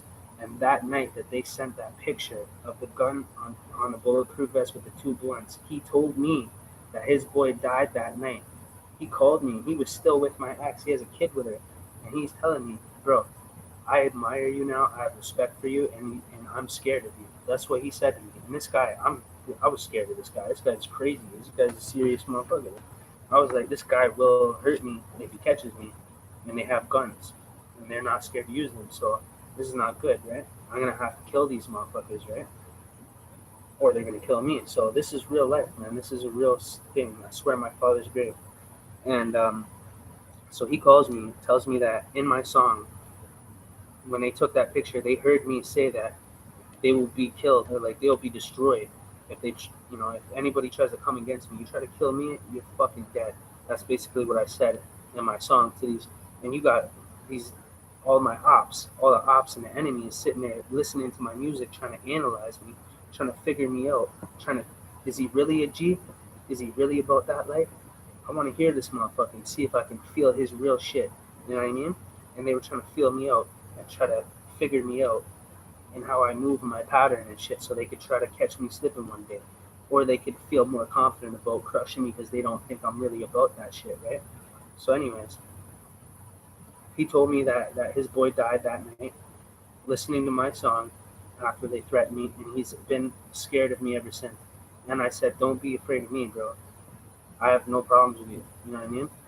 But my enemies are destroyed before me because of God. God favors me because I don't hit people or hurt people with my hands anymore. The day that I sacrificed that, I gave it to God and I said, Lord, I need your protection because I don't want to hurt people anymore. I don't want to fight anymore. I don't want to kill anybody. And I know that that's where I'm going. I need your help. Lord, please remove these people away from me so I don't have to touch them with my hands. You know what? Ever since that day, I wasn't out there fighting people. I left that to God. I left revenge to God. I left everything to God, and everything was removed out of my path. All my enemies were destroyed. They started picking the phone up and calling me. And these are gangsters, bro. These are intimidating gangsters, not playing. You know, drug dealers, they got guns. They don't play. They don't even care to go to jail. They don't give a fuck. Okay? These guys do manslaughters and get out and do it again and get out and do it. Trust me, they got their hands in the courts too. So I got my enemies calling me, telling me that they're scared of me now because they try to come against me and they seen something happen and it was related directly to what I said in my song. They're listening to my shit. What the fuck? My enemies are driving around looking to kill me, listening to my fucking music, bro. Like, this is real, bro, and not a lot of people know about this. And I don't really. That's why I made this channel. I want to get all this shit off my chest, But it's hard, and it is exposing and it is very risky to talk about a lot of the shit that I'm mentioning. You know what I'm saying? But God protects me. God will protect the truth. That's what you gotta understand. I'm coming out of righteousness. I'm coming out of pure intent, out of good intent. I'm not trying to provoke or summon any type of gang or entity to gain an interest in me. That's not my intent. But God protects the truth and He protects His children, man. And that's just a story right there. That's one story out of one enemy. Okay, and now both of them are dead. They're both gone, bro. And I don't wish death on anybody, but I just gotta be real, bro. That's scary, man. But I just want to show you guys that the wrath of God is very, very real. And if you try to come against one of His children, you will be destroyed. And I even have to remember that. Even though I'm a child of God, I still have to treat my God's people with respect and make sure that I don't ever come against them by accident. You know what I mean? It's so serious, bro. And I think I've come close when God corrected me and something bad happened. I don't really have any tragic things happen really anymore because I don't do wrong. I don't seek wrong. I don't seek evil. I don't have the same evil intent. And God recognized that I changed that heart. He gave me a heart, and He rewarded me for that, and He protected me. And that's why a lot of things don't really happen to me that used to. Like I used to get jumped. People try to rob me. I just witness demons look at me with pure anger and then get deflected off of me. And then I walk through not afraid at all because you know what? I grew up around gangsters. I grew up in jail. All that fear where you could be like, oh man, this guy could smash me. Oh, this guy could stab me. I'm not scared of that no more. I'm fucking I'm desensitized to that shit. I've been around killers. I don't give a fuck anymore. Either I'm gonna die or I'm not. You're either gonna fucking kill me or you're not. I don't care. You know what I mean? I'm not gonna live in fear, bro. And then you know what ends up happening? They respect that, and then they stay out of your way, bro. That's what ends up happening. I have pure intent, I have good intent for everybody, all my people. And you know what? God is putting the work in me, and it's gonna unfold, and you guys are gonna see the whole thing happen on this channel. You guys are the beginning of my story, man. Sonic 90, look at that. 3 times he donated $5 to me. Could you imagine that happening on a mass scale? About 1,000, 100,000 subscribers, 200,000 subscribers. I'm only gonna get to that point if you guys share my videos, subscribe, and make sure you like, because every time you hit the like button, it tells YouTube that people really are engaging with my content. So if more people like it, more people share it, they will start suggesting my videos. And then all of a sudden they will start blowing up just like that. What? Best choice art, $20? Wow, man. Is that $20? What is that money sign thing? What does that mean? Is that in a different country, best choice art? Is that a different currency? I'm in Canada. Wow, man. You see what I mean? Like, could you imagine on a mass scale that happening? Do you realize how much I've suffered financially in my life? I've suffered all my life financially. I have been in homeless shelters. I have slept on benches in December with no fucking blanket, and the shelter wouldn't give me a blanket. I've slept in stairwells, and I had to drink a 40 of Old English to warm my body up, to drink alcohol, to just be able to sleep that night in a stairwell. I have been in shelters all across Canada, homeless, from Toronto to Hamilton to Kitchener to Waterloo, all the way to British Columbia to Victoria, Nanaimo, Courtney, Kamloops, Vernon, Penticton. I have been in every shelter, almost every shelter in Canada, homeless. And not because I have a drug addiction or an alcohol addiction or anything like that, or that I'm a lazy bum and I don't want to work. It has nothing to do with that at all. It has nothing to do with that. I don't have any of those problems. What it is I'm free, you know, and I grew up with no family, you know, no parents, no foundation, nowhere to go. Where do you go? What happens when you lose your job? You go to the shelter. That's the reality. I've had jobs and had beautiful apartments where I had a skylight in my place, and I'm laying there in my nice, beautiful apartment, and I work 9 to 5, and I go to work every day. I wake myself up like a man, and I go to work, and I pay my rent. I did all that. Of course, I had to do that because I didn't have nothing, nobody. I had to do that to get what I wanted out of life, you know. And I started from the shelter up every fucking time. Shelter up, job, place, shelter, job, place, and it keeps going. It just keeps going because if you don't have a family or anybody to fall on, when you do fall, or if your contract ends, or if you get laid off, or you lose your job, or you can't work no more because you get sick and they fire you, you go back to the shelter and you become homeless again. And it's a never-ending cycle. Unless you get a career, you go to, you know, the typical way of going like everybody else, or God blesses you through all of those trials and tribulations and curses and all of those bad things and turns them into a blessing like this. And then I have a million people behind me, supporting me, following me, giving me love that I never had, and even donating money to me, like randomly. Like there's no greater blessing than that. And this was all a part of God's plan. This was all a part of his plan.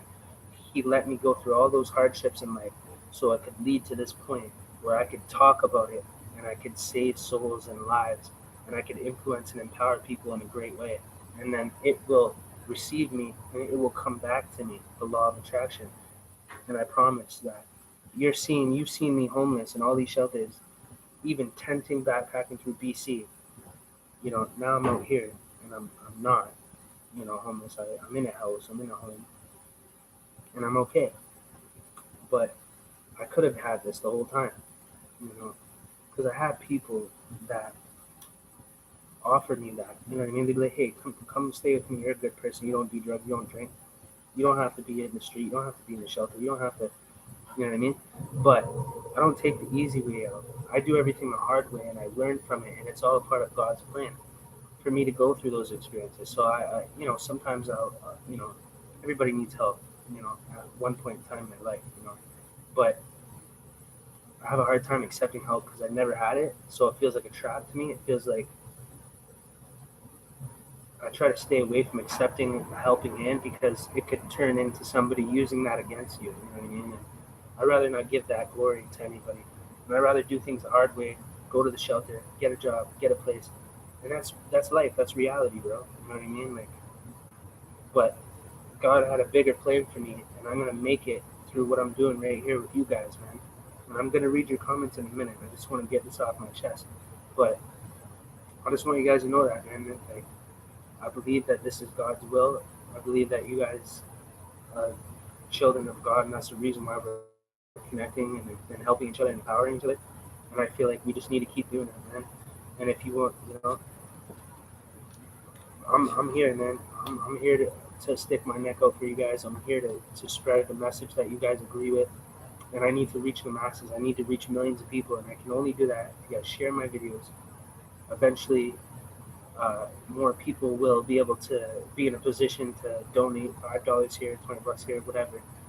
I don't require that. I still have a plan of my own that I'm going to execute, regardless if anybody were to help or contribute or not. But I promise that I could do great things if people did contribute. But, we may not be in a position to, and that's fine. And that's why I'm here. That's why I'm trying to do everything I can to elevate myself so I can reach financial freedom. So that way I can uplift my people and show them how I did it and be like, yo, look, I did it. I came from nothing. I accomplished this. Yo, I'm going to show you guys exactly step by step how I did it. I'm not trying to sell you a fucking pipe dream or profit from you. You know what I mean?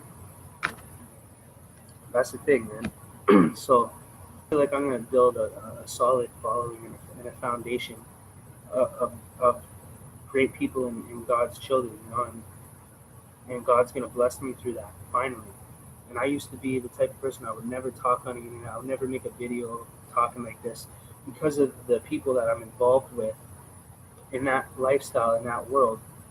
The internet should be left alone. If you're living a certain type of lifestyle, you don't want to be getting on there, you know what I'm saying? Because other criminals around you can also think that the wrong things. If you're on video and you're on Facebook, they might think you're a snitch. They might think you're a talker. But there's a time and a place for everything, right? I did all the gangster shit. I did my jail time. Everybody's dead. Everybody's in jail. I'm free. God took me and put me somewhere else, and He did something great with me. And He said, don't let the devil tell you lies and put fear in your heart, so you do not open up to my people and give them what I want them to have. You know what I mean? So I'm just an outlet for God. That's it. And I may swear, I may sin, but Jesus sat with the sinners and the tax collectors, and that was for a reason, because He's here to save us, the lost and the broken and the sinners. He's here for us. So just remember that. Don't be ashamed. Peace out, Tassie. I don't know how to say it. Peace out. Keep up the good fight. Much love. You ever heard of affiliate marketing? I've been doing it. I've been doing affiliate marketing since 2012.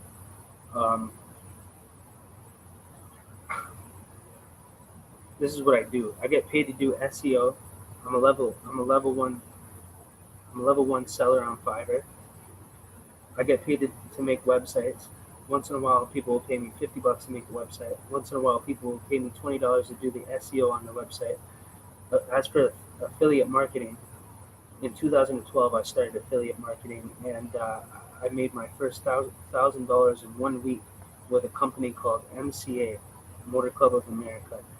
They serve Canada and the United States. You probably heard about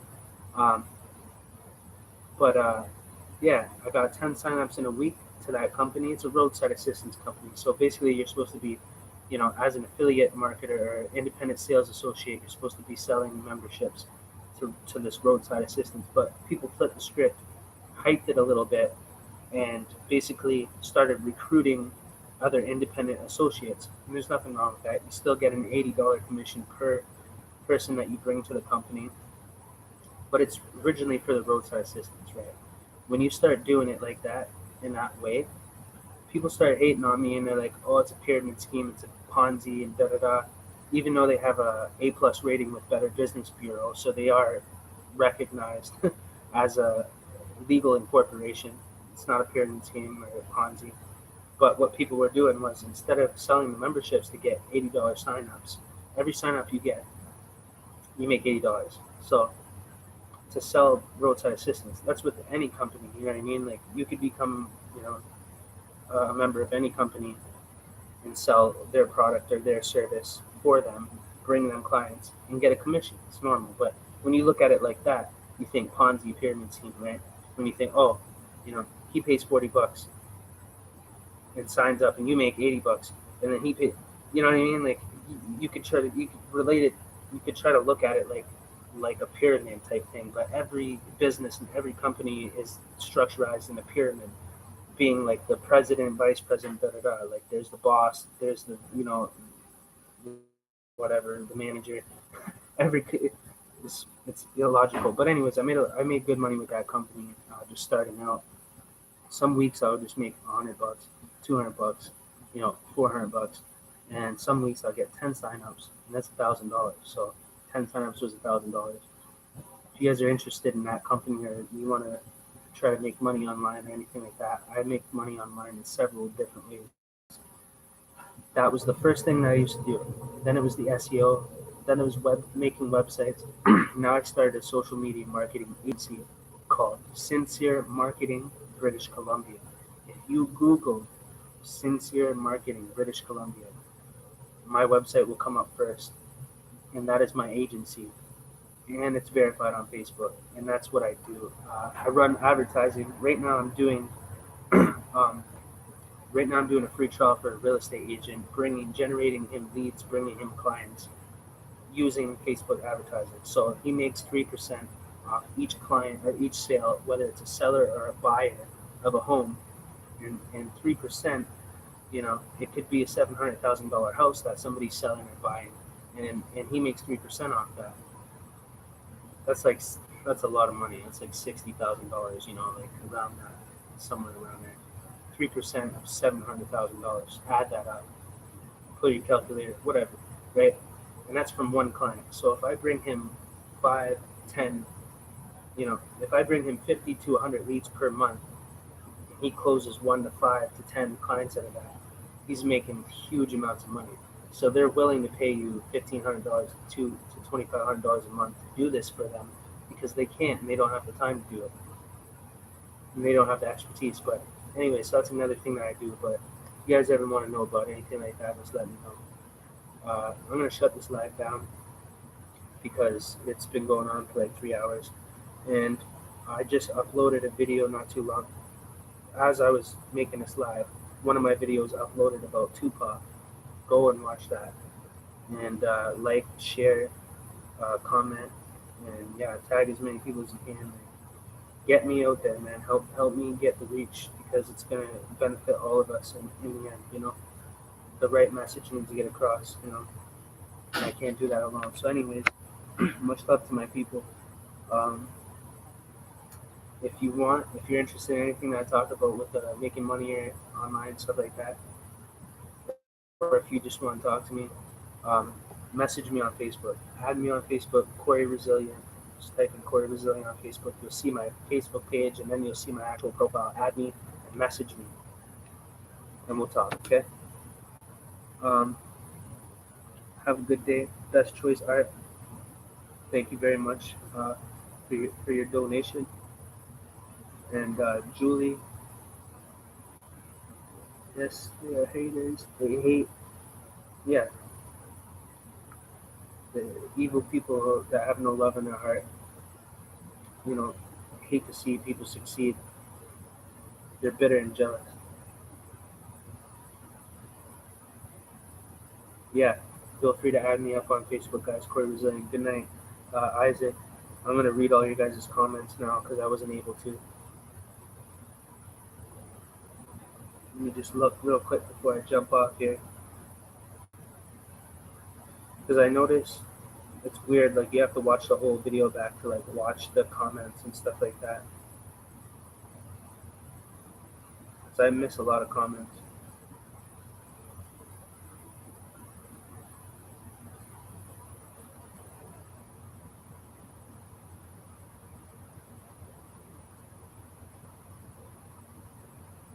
But yeah, two people left. Peace out, guys. Much love.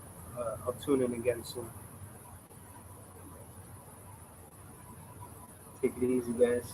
Stay resilient. Share this video. Make sure you share this video. Make sure you thumbs up.